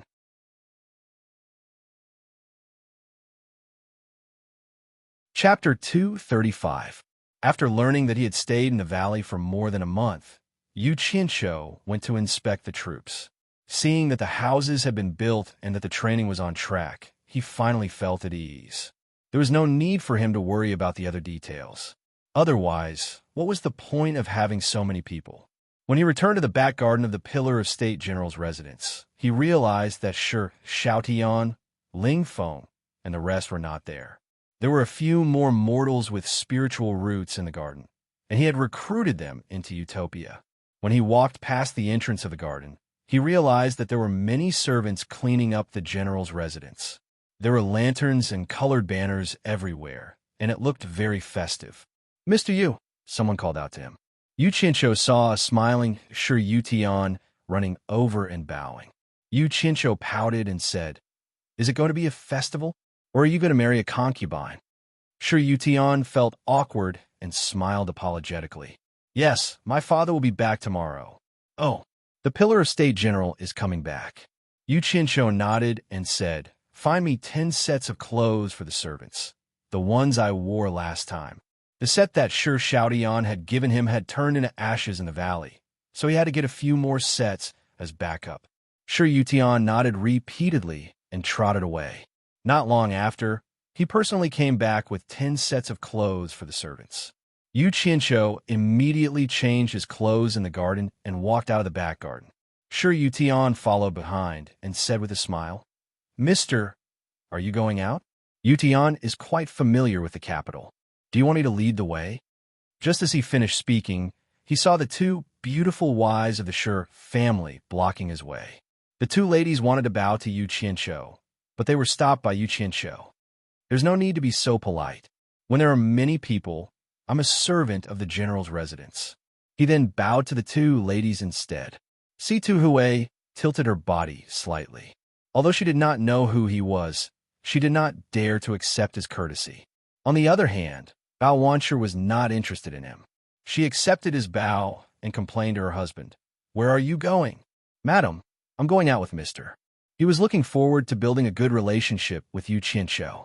Who would have thought that Yu Qianzhou, who was at the side, would laugh and say, I'm going to 10,000 Flower Tower for a stroll. Do you really want to go? After saying that, he directly walked out. He looked like he wasn't going to stop him. How could Bao Wanshi agree? Shi Yutian was immediately stopped by his wife, who would not let him go. Si-Tu Hui, who was at the side, smiled faintly. She looked at Yu Qianzhou, who was walking away, and shook her head gently. She did not believe that such a person would go to a dirty place like a brothel. He must have done it on purpose to anger her sister-in-law. This was just her wishful thinking. In fact, Yu Qianzhou really did go to a brothel. However, he didn't go to visit a prostitute. There were too many people in the capital. It was not convenient for him to fly around in the city during the day. If he wanted to leave the city directly, he would fly out. He took out some silver and ate snacks all the way to Myriad Flower Brothel. As soon as he arrived, someone naturally let him in. The winding path led to a secluded place. Behind Myriad Flower Brothel, there was a courtyard that was not small. Ordinary guests could not enter. Such a secluded place in the bustling capital was indeed suitable for living. This was the second time he came here. There was a faint sound of a zither in a small attic deep in the courtyard. Yu Qianzhou could tell that it was a song he taught. He shook his head and went up alone. As soon as he walked up to the attic, the sound of the zither stopped. The allure beauty shouted from inside, Come in by yourself. After he pushed the door open and went in, he still bowed and greeted, Mistress. This time, the allure beauty did not tease him like before. She leaned on the zither and rested her chin on her hand. She looked at him and sighed. Ong Kwang Sung and Daluo Sect are really unlucky to have provoked you, especially Ong Kwang Sung. Now, he can be considered to have been removed from the cultivation world. This is all thanks to Mistress Information. You've been a great help, Yu Qianshou said respectfully. The Allure Beauty giggled and lazily leaned back on the chair. She shook her head and said, Yu Qianshou, you're really good at scheming. First, you looted the spirit stone mines of the two great sects and killed all the disciples in the mines. Then, you lured On Kwangsung to send people to guard the mines again. When On Kwangsung's sect was at its weakest, you led people to attack On Kwangsung again. In the end, you took down On Kwangsung in one fell swoop. Yu Qianshou was stunned. He scratched his head and said, Mistress, what do you mean by this? Why don't I understand? When did I attack On Kwangsung? Keep pretending. Keep pretending. The Allure Beauty sneered and said, Don't tell me that the hero's men aren't your men. I admit that the hero is my men, but I only looted the 21 spirit stone mines. Mistress, you're saying that someone attacked On Kwangsung? Yu Qianshou was stunned. You didn't do it? The Allure Beauty was puzzled. Yu Qianshou smiled bitterly and said, Mistress, I did it. Is there a need to hide it from you? I did the spirit stone mines, but I really didn't attack On Kwangsung. Mistress, what's going on? Quickly tell me. The Allure Beauty couldn't laugh anymore. She stood up and sized up Yu Qianshou. Seeing that he didn't seem to be lying, she muttered, If you didn't do it, then this matter is a little fishy. Her graceful figure circled around the zither platform. She thought for a moment and said, Half a month ago, not long after On Kwangsung sent people to guard the 6 spirit stone mines, a group of powerful black-clothed masked people suddenly attacked Mount Qingguang. On Kwangsung's tribulation passing stage, Qing Nu and ancestor Qing Fu died in battle. Other than the disciples outside, almost everyone else died. Afterwards, someone left a small black flag in On Kwangsung. On it, there were 2 golden words, hero. I originally thought that it was you. But now that I think about it, I'm afraid that the person behind this matter isn't so simple. What? Yu Qianshou squinted his eyes. He pinched his chin and said in a deep voice, In other words, someone did his own thing, but poured dirty water on the hero's banner. Master's wife. Who do you think would do such a thing? I can't guess. The 100-charm beauty frowned and said, I originally thought that it was you, so I didn't urge my subordinates to investigate this matter. Then I'll have to ask Master's wife to investigate. Yu Qianshou sneered and said, How could it be so easy to frame me? Some people are tired of living. There was still one thing he didn't say. He was worried that he couldn't find someone to test the power of his Starflame fire technique. The 100-charm beauty heard the trace of coldness in his words. She nodded to him and said, Don't worry. My 10,000 flower houses information channels are everywhere. As long as he didn't do it, even if we can't thoroughly investigate it, we will still find some clues. Unless he fell from the sky and disappeared on the ground, that's more likely. How could Yu Qianshou not understand the meaning in her words? This fell from the sky and disappeared on the ground was probably referring to what his group had done last time. She probably also investigated it. Unfortunately, his group was really similar to falling from the sky and disappearing on the ground. He smiled and said, How long do you think it will take for Master's wife to find some clues? When it comes to investigating information, if my 10,000 flower house is second, I'm afraid no one can be first. 3 days. 3 days is enough. Come back after 3 days. The 100-charm beauty was obviously very confident in her ability to investigate information. Otherwise, she wouldn't have said such words. She said with a charming smile, After I give you the information, I'll leave it to you to deal with it. I want to see who is more powerful, the real hero or the fake hero.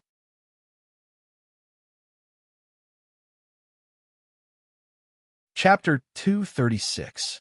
Yu Qianshou gave a non-committal smile and didn't make any comments. According to his own estimation, maybe the fake hero was more powerful than the real one. He admitted that he didn't have an expert who could kill 2 crossing tribulation final stage cultivators at once. Although Bai Sujin was also at the crossing tribulation final stage, it was hard to say if she could defeat 2 at once.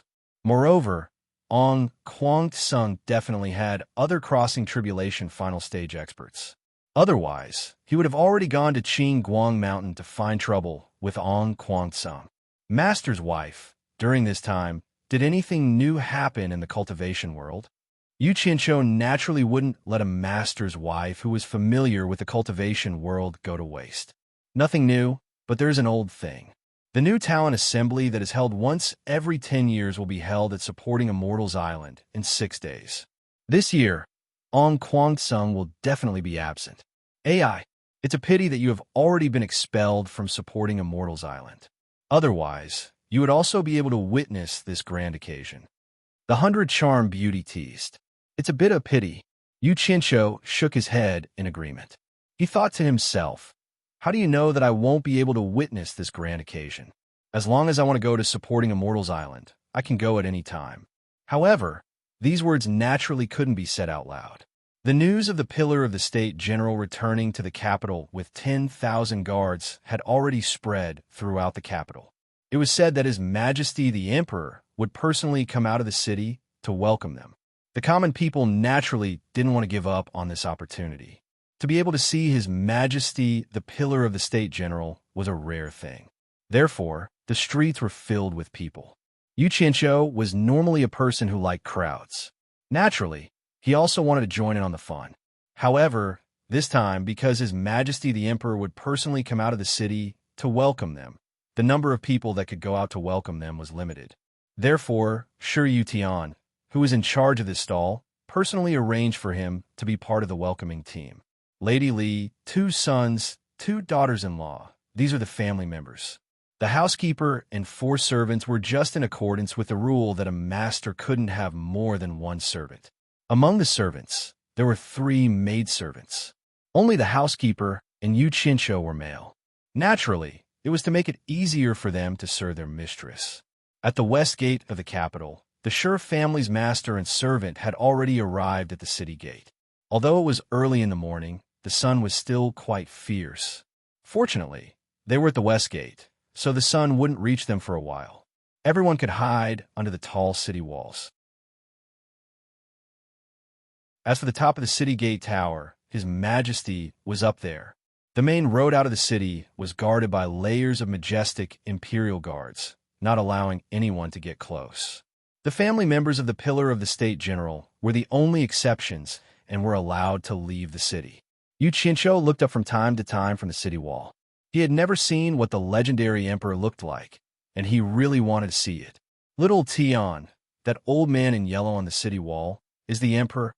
Yu Qianqiu suddenly saw a guy in yellow robes appear on the city wall. He seemed to be very powerful, so he pulled Shi Xiaotian aside and asked. As soon as he said this, everyone's expression changed. Li Hongyang's expression was a bit awkward, but she didn't know what to say. Shi Yutian hurriedly looked at the imperial guards over there. They were quite far away, so he didn't think they could hear him. He then wiped the cold sweat off his forehead. Bao Wanshi, on the other hand, was a bit dumbfounded. Someone actually dared to talk about His Majesty like that? Sita Hui's eyes also flickered. The housekeeper lowered his head, and the 3 maidservants were a bit scared. They didn't know why this new servant was so daring. Not only did he call their master's name, he even dared to look down on His Majesty. Shi Xiaotian didn't raise his head, but smiled bitterly and said, "Boss, can you not do this? You've already crossed the line. According to the law, you will be beheaded." Those who could come here to greet them were all the Shi family's trusted subordinates. Yu Qianqiu didn't care about what he said. He said disdainfully, "Behead me? You can ask him to try. If he gets angry, I will kick him down from the city gate tower right now." Hearing this, everyone was terrified.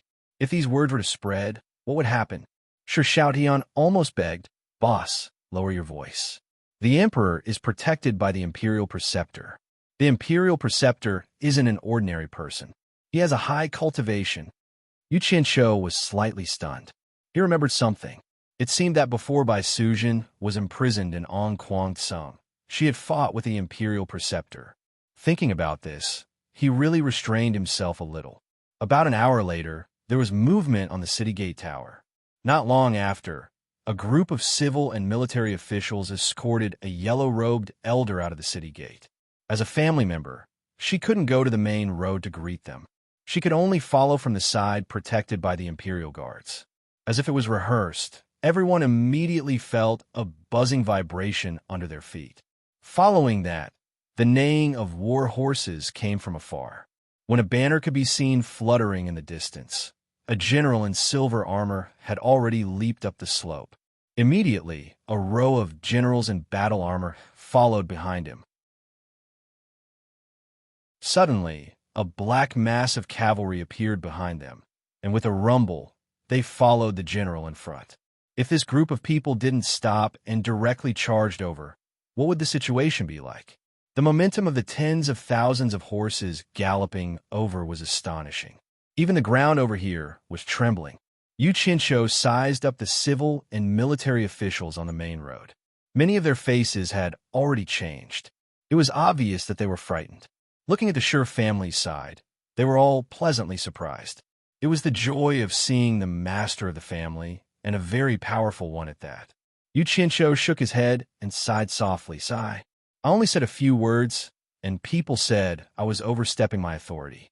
Great General Shi made such a big commotion. Doesn't he know that the Emperor is here to greet him? Is he putting on a show to scare the Emperor, or is he here to attack the capital? Although his voice was soft, it was enough for the few masters in front to hear. It was unknown whether he was speaking to himself or to others. The Shi family's family members trembled when they heard this. They all turned to look at the main road's emperor.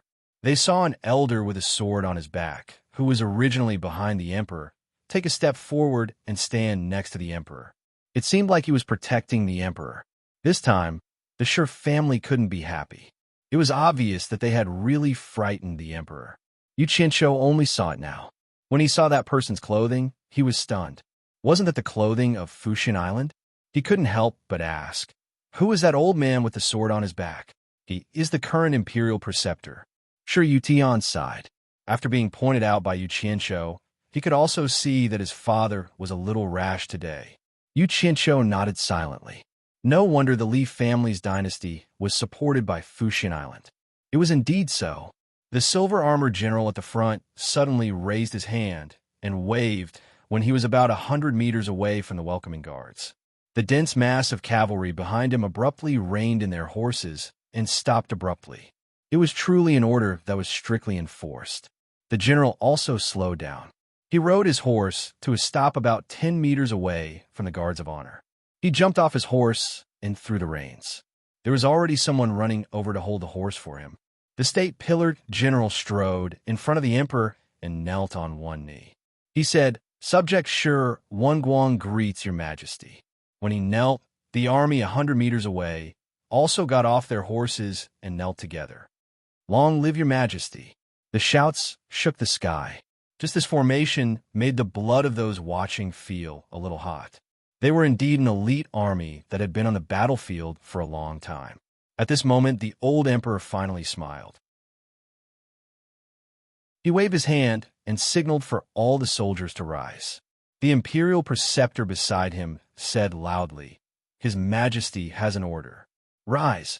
His voice was louder than a loudspeaker. It immediately showed the imperial preceptor's ability. After that, there was a scene of love between the emperor and his subjects. Yu Qinshu wasn't interested in that. What he cared about was how deep the imperial preceptor's cultivation was. However, it was clearly higher than his because he couldn't see through it.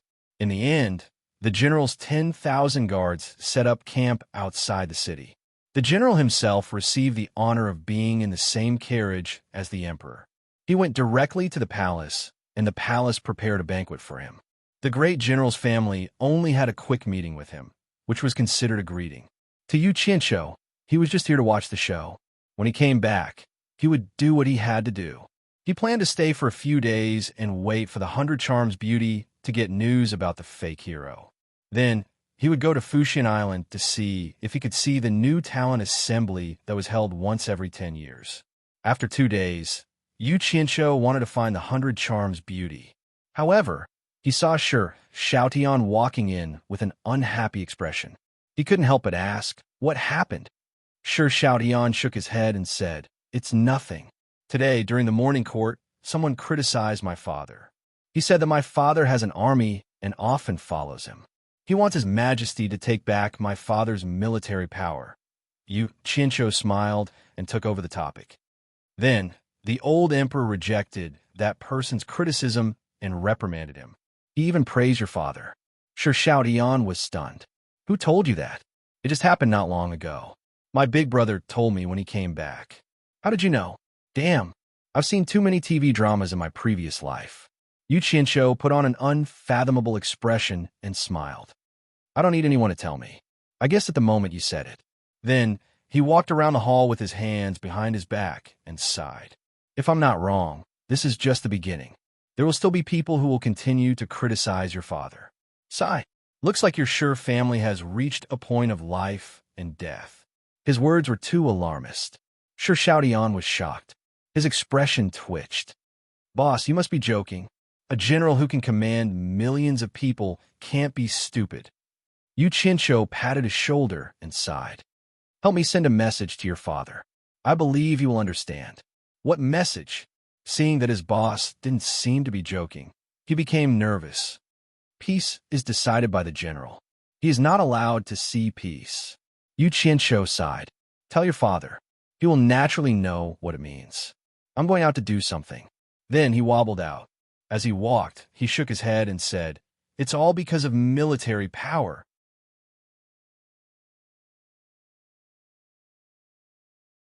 Chapter 237. When Yu Qianzhou arrived at Myriad Flower House's side courtyard loft, the allure beauty immediately tossed a Jade archive to him. Yu Qianzhou inserted his divine sense into the Jade archive and took a look. To his surprise, it was a topographic map. Based on the markings, it was clearly located in a deep mountain not far from the 100 Flowers Valley.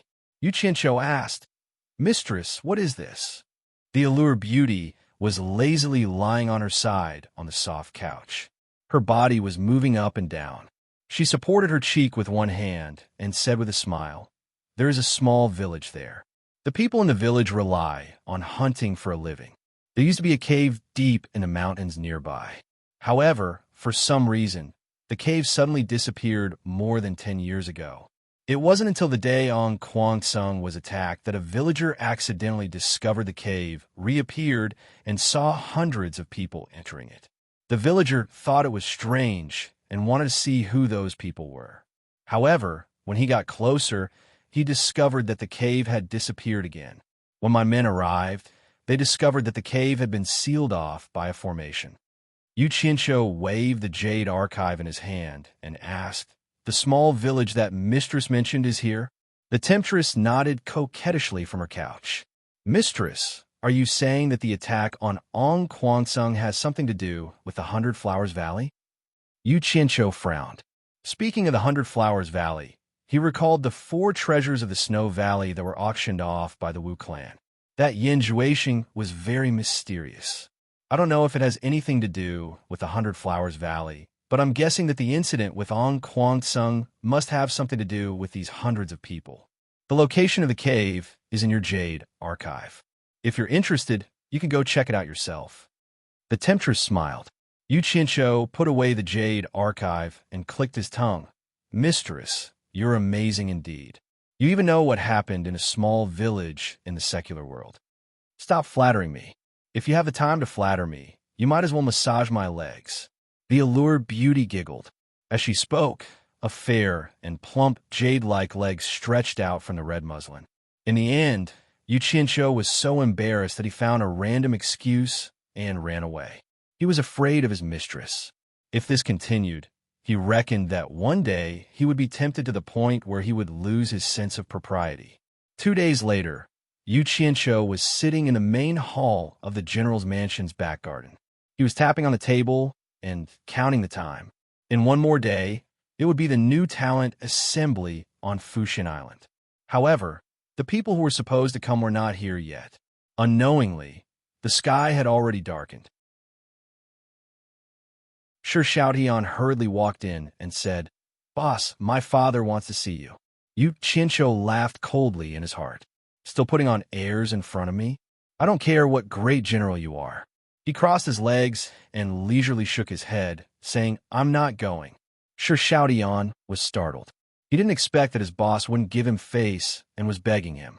Yu Qinshu waved his hand and interrupted. Don't say any more. If your father really wants to see me, ask him to come over personally. I don't want to interfere in his matters. Seeing him is already giving you face. Boss, you. Sigh. Shi Xiaotian stomped his feet and turned to leave.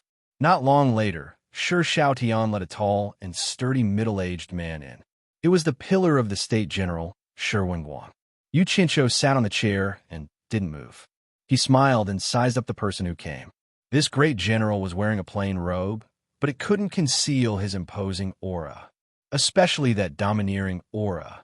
It was obvious that he had been in a high position for a long time and tempered by blood and iron. The two of them sized each other up.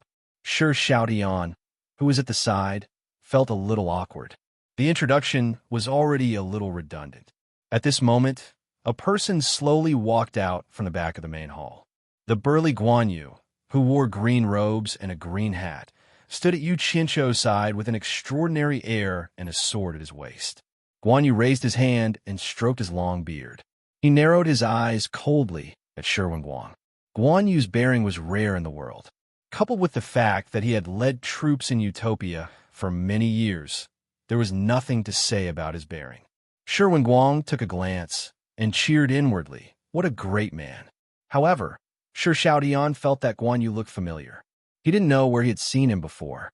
However, the atmosphere of his father and his boss opposing each other made him feel a little uncomfortable. Yu Qinshu, on the other hand, was a little displeased with Shi Wenguang's dignified appearance. Therefore, he got the more dignified Guan Yu to hold the fort. Yu Qinshu looked at the anxious Shi Xiaotian and looked like he was giving him face. He stood up and cupped his hands at Shi Wenguang. Pillar of the State General, I've heard a lot about you. Shi Wenguang also cupped his fists and said, I've also heard a lot about Mr. Yu's fame in the cultivation world. I didn't expect you to be a guest in my residence. Oh, does the general know about the cultivation world as well? Yu Qinshu was a little surprised. He looked at Shi Xiaotian. It seemed like Shi Xiaotian didn't know much about him in the cultivation world. Mr. saved my son in Ong Kwangsung and then joined Fushin Island. He beat up the grandson of Ong Kwangsung's sect leader in Hundred Flowers Valley. He beat up the grandson of Daluo Sect's sect leader in Hat Island. After that, he killed the grandson of Ong Kwangsung's sect leader. Now, he's been expelled from Fushin Island, causing a storm in the cultivation world. Some people even suspect that the looting of Daluo Sect and Ong Kwangsung Spirit Stone mines, as well as the extermination of Ong Kwangsung's entire family, was also done by Mr. Everyone in the cultivation world knows about what Mr. has done. Shi Wenguang revealed Yu Qinshu's deeds in the cultivation world as if he was familiar with them. Yu Qinshu and Guan Yu looked at each other. They clapped and smiled. Amazing, as expected of the pillar of the nation. Even the matters of the cultivation world can't be hidden from you. Shi Wenguang also smiled. Mr. took a stroll in the courtyard when the entire cultivation world put a bounty on his head, but no one could do anything to him. I'm also very impressed. Shi Xiaotian was puzzled. Father, I don't know about these things. How did you know? After you joined the cultivation world, I spent a lot of manpower and money to finally get to know a few rogue cultivators. My purpose was to understand your situation, who knew that they were just SOSO in the cultivation world. I accidentally learned about Mr. Yu's name from them. Although I don't know much about the cultivation world, I can see that they admire Mr. very much. Mr. seems to be a legend in the cultivation world, Shi Wenguang explained. It's just a bandit's name. It's not worth mentioning. Yu Qinshu waved his hand and smiled bitterly. I wonder if the rogue cultivators that you know about me in the general's residence? Shi Wenguang understood that he was afraid that the rogue cultivators would leak the secret of him being in the general's residence. He immediately waved his hand. Don't worry, mister. I understand some things.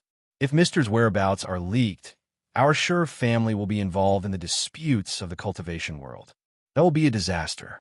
Seeing that Shi Wenguang understood everything, Yu Qinshu smiled. Let's get back to the main topic. Why did you want to see me? I have a lot of troops in my hands. Some people are already panicking. I'm afraid that a storm is coming for me. Mr. wants my son to bring a message to me. Don't you want to help me? Sherwin Guang said indifferently. It's easy to talk to smart people. Yu Qianqiu turned his head and asked, what does the general plan to do? Peace is decided by the general. I won't allow the general to see peace. Mister's words hit the nail on the head. My only mistake wasn't pacifying the Six Nations. As long as the war continues, my Sure family might be able to survive for a long time. Now, I'm afraid that I will have to hand over my military power. I'm afraid that some people won't let my Sure family off even after I hand over my military power. This is also the reason why I've been hesitating for the past few days. Sherwin Guang's words could be considered honest. Huh. Since you came to see me today, you must have made up your mind. That's good. You're a smart man, so I won't beat around the bush. Yu Qianqiu's expression turned solemn. The military power is your capital to protect your family. You can't hand it over. In short, you must control your troops. Once the opportunity comes, you must directly replace the Li dynasty. Shi Xiaotian was dumbfounded. His father frowned. That's not difficult. It's just that the Li family has the support of the cultivation worlds supporting Immortals Island. Does Mr. have a way to resolve this worry? The cultivation world won't interfere in the secular world's affairs. General only needs to conserve your energy and don't stir up trouble. Supporting Immortals Island won't brazenly interfere in the secular world's affairs. Otherwise, they won't be able to explain themselves in the cultivation world. As for some small troubles, there will naturally be people to resolve them for you. When the opportunity comes, I will inform you to mobilize the army. Yu Qianqiu smiled. Mister, why are you helping my Sure family? Sherwin Guang finally voiced out his doubts. First, I won't ignore Xiaoyan's troubles. Second, supporting Immortals Island has been a number one in the cultivation world for a long time. It's time for someone else to take over. Third, I want my family to have a peaceful life. Yu Qianqiu smiled. Is General satisfied with this explanation? At this moment, Shi Youqian's voice came from outside. Is father in? The Imperial Preceptor is here.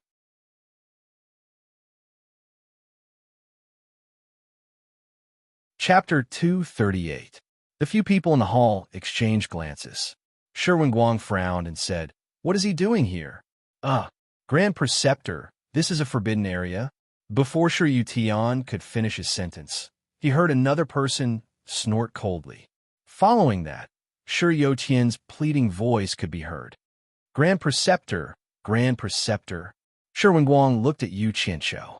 Seeing that the latter nodded, he shouted, Yutian, let him in. At the same time, Yu Qianqiu said to Guan Yu, Yin Chong, step aside. After saying that, he sent him back to Utopia. The Sure father and son, who were watching the door, did not notice Guan Yu's sudden disappearance. Shi Yutian accompanied an old man with a sword on his back in fear and trepidation. The latter walked past them arrogantly and arrived at the top of the hall. He then turned around to size them up. Yu Qianqiu, who was dressed like a servant, did not attract his attention. His gaze landed on Shi Xiaotian and paused. He said with slight surprise, General Shi, this must be the third young master. He could clearly see through Shi Xiaoyan's cultivation, but he could not see through Yu Qianqiu. That's right. Sherwin Guang did not hold back. With Yu Qianqiu here, he more or less had some confidence. Although he did not know how powerful Yu Qianqiu was, he could tell from the itinerant cultivators he knew that Yu Qianqiu should be someone important in the cultivation world. His abilities should not be too bad. Unbeknownst to him, Yu Qianqiu's cultivation was only at the middle stage of the core formation realm. It was far inferior to the Grand Preceptor's early stage nascent soul cultivation. Yutian, leave us first. Sherwin Guang seemed to sense that the Grand Preceptor had come with ill intentions. He first ordered the civil official's son, who could not be of much help, to leave. The Grand Preceptor looked at Shi Xiaotian and stroked his beard. I didn't expect the third young master of the general's residence to be at the middle stage of the Foundation establishment realm. This is really surprising. May I know which sect you are from? He had to ask clearly. He was here on a mission. It would not be good if he offended some powerful sect. My son is just a rogue cultivator. He doesn't belong to any sect. Shi Wenguang naturally wouldn't say that his son was Ong Kwansung's son. Even if he said it now, it would be useless. Ong Kwansung's family had already been exterminated. It would be shameful to say it. Moreover, his son had escaped and returned. He cupped his fists and said, "Imperial Preceptor, what brings you here so late at night?" Hearing that he was just a rogue cultivator, the state preceptor's attitude became a little more arrogant. He looked at Shi Wenguang with an expressionless face and said, "His Majesty has a message for me to pass on to you." His Majesty said that there are people who are denouncing General for raising troops for self-importance. Initially, I did not want to pay attention to them. However, the denouncing has been incessant these few days, and it seems to be getting more and more intense. I am deeply disturbed by it. On second thought, for the peace of the imperial court and your reputation, it might not be a bad thing for you to hand over your military power. So I sent the imperial advisor to persuade you not to disappoint me. General Shi, I have conveyed His Majesty's decree. What do you think? His Majesty is still waiting for me to report back. The state preceptor stared at Shi Wenguang and said coldly. Shi Wenguang glanced at Yu Qianshou and sneered, "I don't know what wrong I have done that His Majesty wants to take away my military power. What if I am not willing to hand it over?" The state preceptor said with a smile, "His Majesty also said that General has worked hard for many years and has made great contributions. It is better for you to return from the border early to rest. If General really wants to disobey my good intentions, the state preceptor can handle it according to the circumstances." Shi Wenguang glared at him, and a murderous aura rose. He said in a deep voice, "How does the state preceptor intend to handle it according to the circumstances?" The state preceptor laughed sinisterly. "General Shi, since the words have been spoken, I will tell you clearly. Either you take the initiative to resign from His Majesty during the morning assembly tomorrow, or I will execute you, the traitor who disobeyed His Majesty's orders right now. You can choose between the two. General Shi, I believe you are aware of my methods. Don't count on luck." Hee hee, I am dying of laughter. When there is no tiger in the mountain, the monkey acts as the king. Since when did supporting Immortal Island have such an arrogant person? He is even more arrogant than Feng Xiangtian. Yu Qianshou no longer had the appearance of a servant with his head lowered. He chuckled with his hands behind his back. As soon as Yu Qianshou spoke, Shi Wenguang's heart that was hanging in the balance was at ease. He cupped his hands at him and said, "Mister, how do you think I should reply to the state preceptor?" The state preceptor was looking at the servant in front of him in shock. This person actually knew about supporting Immortal Island and Sect Master Feng Xiangtian. Yu Qianshou stared at him coldly and put on a fake smile. "What bullsh*** T state preceptor? Reply my ass. Who exactly are you?"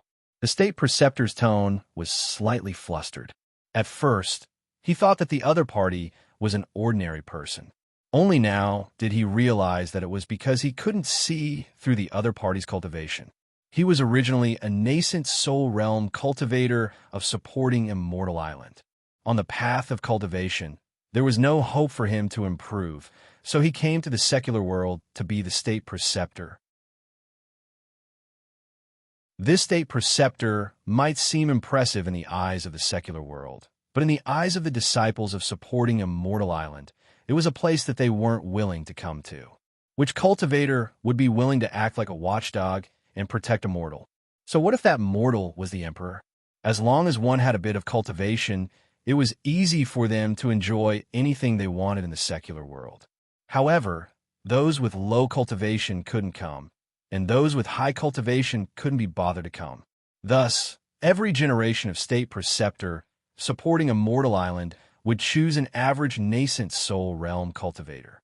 To put it bluntly, if the people from the cultivation world wanted to cause trouble, how could a nascent soul realm cultivator stop them? In short, as long as supporting Immortal Island didn't fall, the dynasty that it supported wouldn't fall. It was the duty of the cultivators sent to protect the emperor. However, it was a disgrace to the supporting Immortal Island to act like a lackey to the emperor. Yu Qianshou snorted and said proudly with his hands behind his back, "Yu Qianshou, You are Yu Qianqiu? State Preceptor exclaimed, and his face turned pale. The person in front of him was actually Yu Qianqiu, who caused chaos in the cultivation world. He didn't expect to meet him. He didn't know whose cultivation was higher, but a person's reputation was like a tree shadow. How could a person who could kill sect leader Ong Kwang-tsung be someone with an undeserved reputation? The long sword on his back was already in his hand. He looked at Yu Qianqiu and hurriedly retreated to the door. Shi Wenguang revealed a trace of surprise. Although he had heard of Yu Qianqiu's deeds, he didn't have a direct understanding of it. He didn't expect that Yu Qianqiu's name could scare the state preceptor to this extent. Shi Xiaoyan's face was filled with envy. Boss had actually become so powerful after leaving him for so many years. Yu Qianqiu closed in step by step and sneered. Since you know my name, do you think I will let you go? With a hoo sound, a ball of bright red flames suddenly ignited around his body.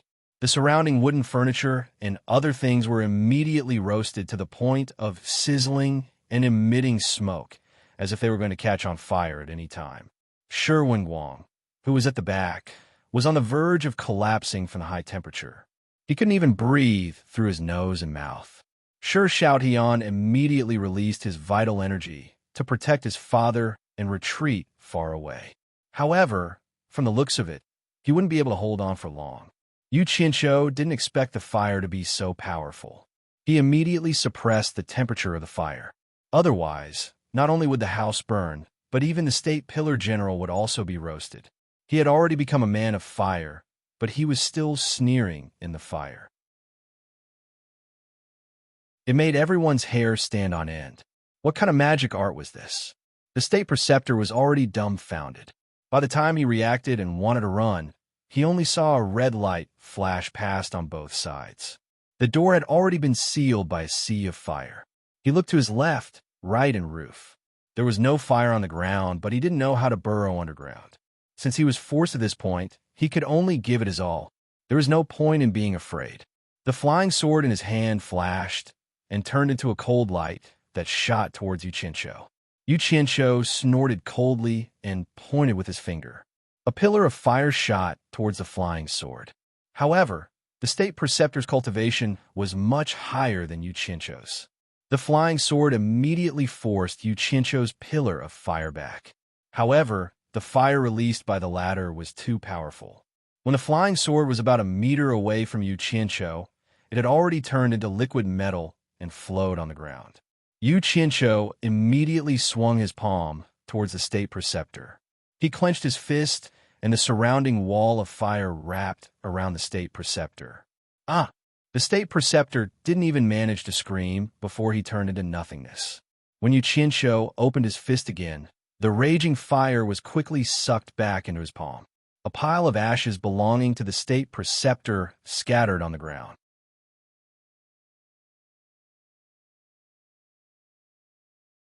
Chapter 239. After restraining the flames, Yu Qianqiu felt an indescribable sense of satisfaction. This was the first time he used his own strength to kill an original infant stage cultivator. He didn't expect it to be so easy. After reaching the middle stage of core formation, his ability to control fire had improved. The few guards of the general's mansion were standing outside at this time. The commotion just now had alarmed them, but as soon as they arrived outside, they saw that the raging fire had sealed the door. When they saw a flaming man inside, putting away the raging fire, they all looked at each other in dismay. Shi Wenguang stepped out and waved his hand. The guards bowed and jumped over the wall. Yu Qianqiu of the cultivation world lives up to his name. My horizons have been broadened today. Shi Wenguang stepped back and clapped his hands in amazement.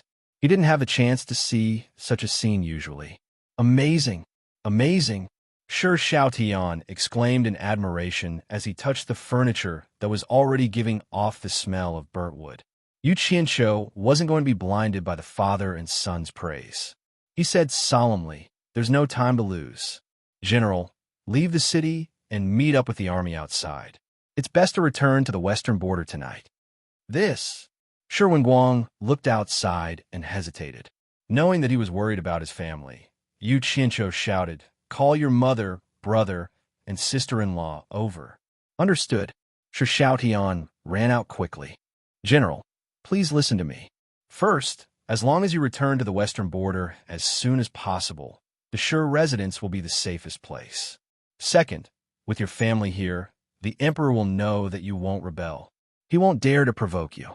Third, when you return, try not to stir up trouble with the imperial court. Just do what you need to do. Just do what you need to do. In short, make sure that the 2 million soldiers are firmly in your hands. As long as the Li family dynasty is not in a precarious situation, supporting Immortal Island will not interfere with worldly affairs. This will give us time to decide the outcome of the battle. Yu Qinshu quickly analyzed the situation. Sigh. My Sure clan has been loyal for generations. I didn't think it would end up like this. Shi Wenguang sighed, and a trace of decisiveness flashed across his face. He nodded. Mr. is right. It's decided. It's good that General understands.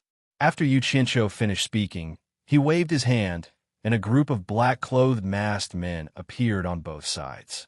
He had just contacted Guan Yu with his divine sense and arranged this. Shi Wenguang looked at the two sides in astonishment.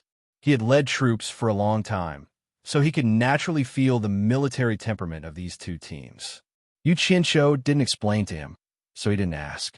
However, Yu Qinshu's extraordinary ability to make people appear out of thin air made him more confident. Not long after, the Sure family arrived at the back garden that was normally off-limits. When they saw the two groups of black-clothed men, they were shocked. Everyone except Shi Xiaotian was baffled to learn that the great general was going to rush back to the western border overnight. Wasn't he coming all the way here to attend the royal wedding? Why'd they have to go back so soon? In the face of his wife's earnest inquiry, Shi Wenguang felt a little guilty. However, sometimes there was no need for his family to worry too much about what a man did, so there was no need for him to explain. Shi Wenguang glanced at the members of the Gu family and shouted, "Guards!" 7 or 8 people immediately appeared from outside. They were the Shi family's henchmen, and they walked over to greet the great general. Shi Wenguang nodded and suddenly bowed to Yu Qinshu. I'll leave the safety of my family in Mister's hands. He was entrusting his family to Yu Qinshu in front of everyone, causing the group of people to look at each other in dismay. They didn't know what he was doing. Only Shi Xiaotian knew that from today onwards, the Shi family would embark on the path of rebellion. Yu Qinshu supported him and said sincerely, "The important matter is the most important. Is there anything else the general wants to say to the family?" Shi Wenguang shook his head. "There's no time to lose. Let's go." Yu Qinshu nodded and shouted to a group of black-clothed masked men. Team 1, spread out and hide around the general's residence.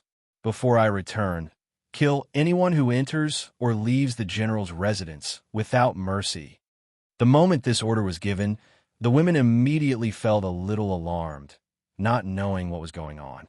Yes, the team of black-clothed masked men saluted and quickly shot out. Team 2, follow me. After giving the order, a flying sword flew out, and Yu Qinshu directly carried the general and flew out. The remaining black-clothed men followed.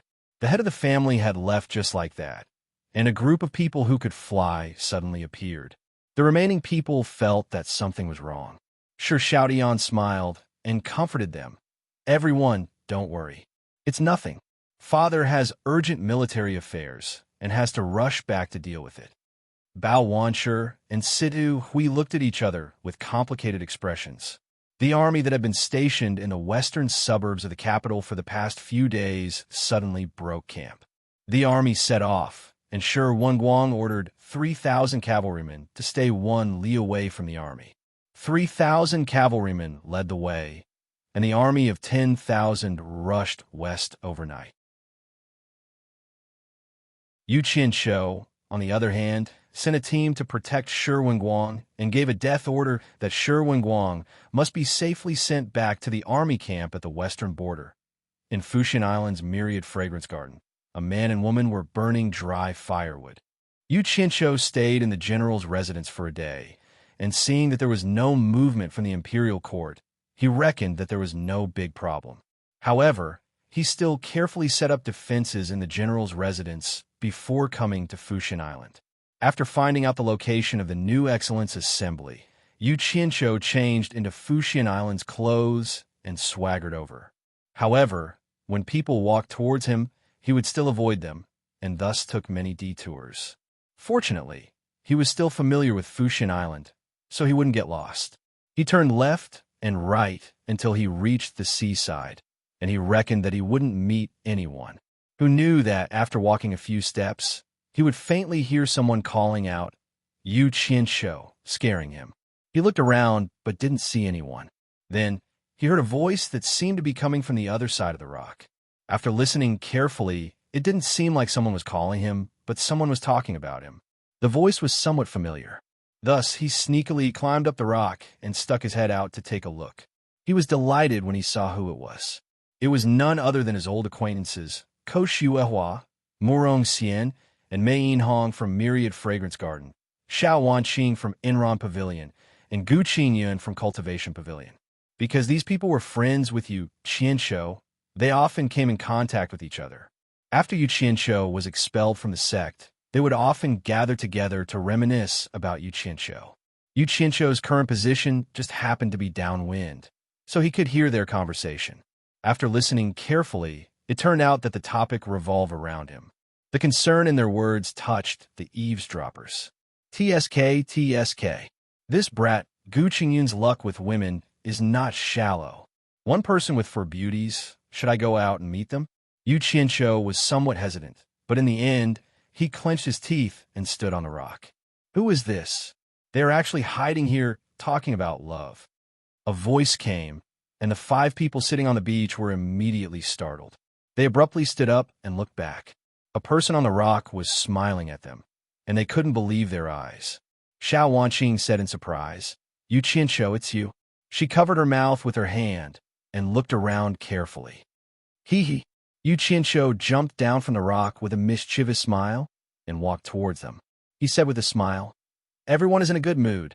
You actually came here to talk about love. Gu Qingyun, aren't you a little too unscrupulous to enjoy the 4 beauties alone? Nonsense. Xiao Wanqing directly kicked his leg, but the joy on her face couldn't be concealed. Ko Xuehua looked around again and said worriedly, Yu Qianqiu, how dare you return to supporting Immortal Island? Beauty Ko, do you think there's a place in this world that I don't dare to go? Yu Qianqiu said arrogantly. The few of them smiled noncommittally. Murong Xian, who had always been a man of few words, suddenly exclaimed, Yu Qianqiu, how did you get in here? Could it be that even the supporting Immortal Island's protective formation couldn't stop you? Yu Qianqiu still replied arrogantly, Beauty Murong, do you think there's a place in this world that can stop me? He then waved at Mei Yinhong and said, Mimi, you've become much prettier. Gu Qingyun looked at his supporting Immortal Island uniform and couldn't help but laugh. Don't tell me you're still wearing supporting Immortal Island's uniform to swindle people outside? It made the women laugh again. Yu Qianqiu rolled his eyes at him and said, Boy, don't forget what you said in the Devil's Domain. You said that as long as you can leave the Devil's Domain alive, you'll follow me. This time, I'm here to fulfill my promise. Gu Qingyun was stunned. He really did say something like that in the past. The women were also stunned. They thought to themselves, is he really here for this? These casual words made Yu Qianqiu think for a moment. Thus, he said with a meaningful smile, Is there anyone else who wants to follow me? It's good to be with me. I guarantee that you'll be able to eat and drink, well, every day. They looked at each other. Xiao Wanqing asked timidly, Yu Qianqiu, will it be dangerous to follow you? I heard that the entire cultivation world is after you.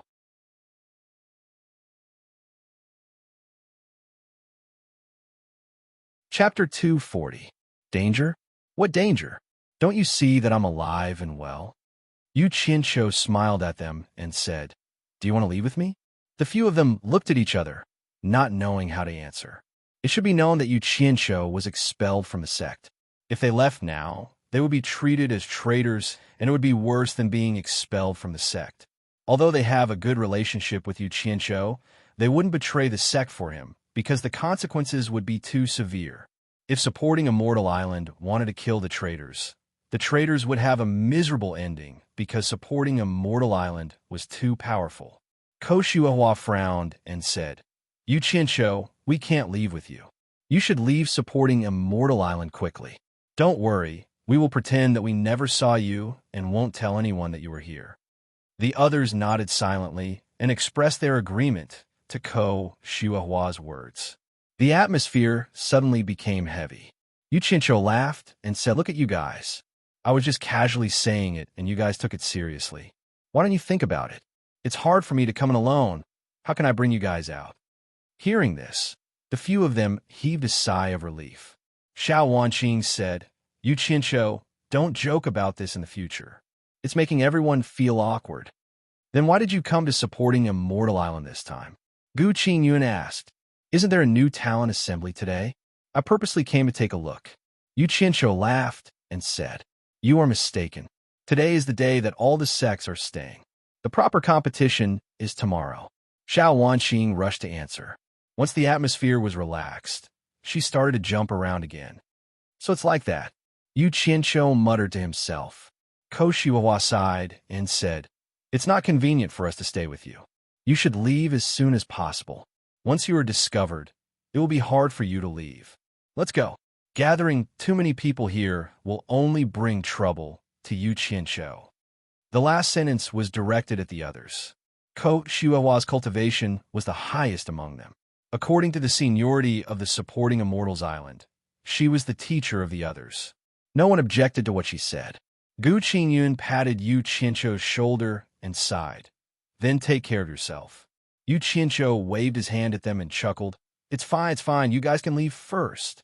Just as he waved his hand, the five of them felt a wave of divine sense envelop them. Before they could react, the five of them on the beach felt their vision blur and their surroundings changed. A man's heart is hard to fathom. Don't blame me. If you had agreed earlier, I wouldn't have had the heart to let you suffer the pain of having your natal primordial spirits forcibly removed. Sigh. Yu Chincho shook his head and sighed as he muttered to himself for a while. Then he walked along the beach. The new Excellence Assembly was on the outer island of the supporting Immortals Island. The distance between the two islands wasn't far, and there was a stone bridge connecting them. Even though it was only a small island, it was enough to welcome guests from all over. There were many courtyards built on the island. They were all prepared for such an event. Naturally, it was for the convenience of the various sections. Yu Chincho hid at a place not far from the bridge. When there were no more supporting Immortals Island disciples crossing, he swaggered over. Actually, this short distance of tens of meters could be crossed easily with his sword. However, he had stayed on the supporting Immortals Island before. He knew that this seemingly harmless distance might be hiding something strange. Many people were looking at the world's #1 supporting Immortals Island from the beach. They were all disciples of other sections. Yu Chincho walked through them openly. He could tell that most of them were Qi Refinement Realm disciples. As long as they weren't supporting Immortals Island disciples, they wouldn't be able to recognize him. Under the envious gazes of the various sects disciples, Yu Chincho wore the supporting Immortals Island's uniform and walked around with his head held high. Occasionally, there would be flying artifacts from other sects descending from the sky. Then, supporting Immortals Island disciples would immediately go over to arrange accommodations. After familiarizing himself with the surrounding terrain, the setting sun had already dyed the entire sea golden. Those who were supposed to come from the various sects had arrived. The supporting Immortals Island sent disciples to invite the various sect leaders and elders to welcome them. Naturally, the accompanying disciples wouldn't be able to participate in such an event. After watching the various sect leaders and elders leave for the supporting Immortals Island, Yu Chincho chuckled. He circulated his energy to force out his cultivation base. He knew that his body was unique. If he didn't want to display his cultivation base, others wouldn't be able to tell. However, he wanted to let others see it now. After making all the necessary preparations, he was about to execute his plan. He took out a Jade archive and walked toward his sect's courtyard. Although the supporting Immortals Island was safe, the various sects still sent 1 or 2 people to guard the courtyard's entrance. Judging from their uniform, Yu Qianshou didn't recognize them. They should be from a small sect. The 2 disciples guarding the entrance saw that he was wearing the supporting Immortals Island's uniform. Since they couldn't see through his cultivation base, they immediately bowed and said, "The disciples of the Rising Sun Sect greet you, Senior. May I know what brings you here?" So they're from the Rising Sun Sect. Yu Qianshou didn't force his way in. He stopped and waved the Jade archive in his hand. With a smile on his face, he said, "I've been ordered to verify the members of the various sections. I'll have to trouble Rising Sun Sect's fellow sect members to cooperate with me. Please ask the disciples in the courtyard to come out for a moment. It won't take up too much of your time." His attitude was amiable and his words were courteous. The 2 disciples guarding the entrance could feel the demeanor of the world's #1 sect. One of the disciples guarding the entrance immediately bowed and said, "Senior, please wait for a moment. I'll first ask for instructions from the sect's elder who stayed behind." Yu Qianshou raised his hand and gestured for the disciple to go ahead. He smiled and said, "It's all right. I'll just wait." The more courteous he was, the more the disciple dared not delay. He immediately ran into the house. Not long after, a group of people came out from the courtyard. There were at least 30 of them, and all of them gathered in the courtyard. They were probably the people who were preparing to participate in the competition. Finally, an old man walked out from the house. The old man glanced at Yu Qianshou. Seeing that he was only in the middle stage of the core formation realm, he waved his hand and said, "Let him in." Yu Qianshou couldn't see through the old man's cultivation base. Obviously, it was higher than his. He immediately bowed and said, "Disciple of the Pavilion of Cultivation, Gu Qingyun greets Senior."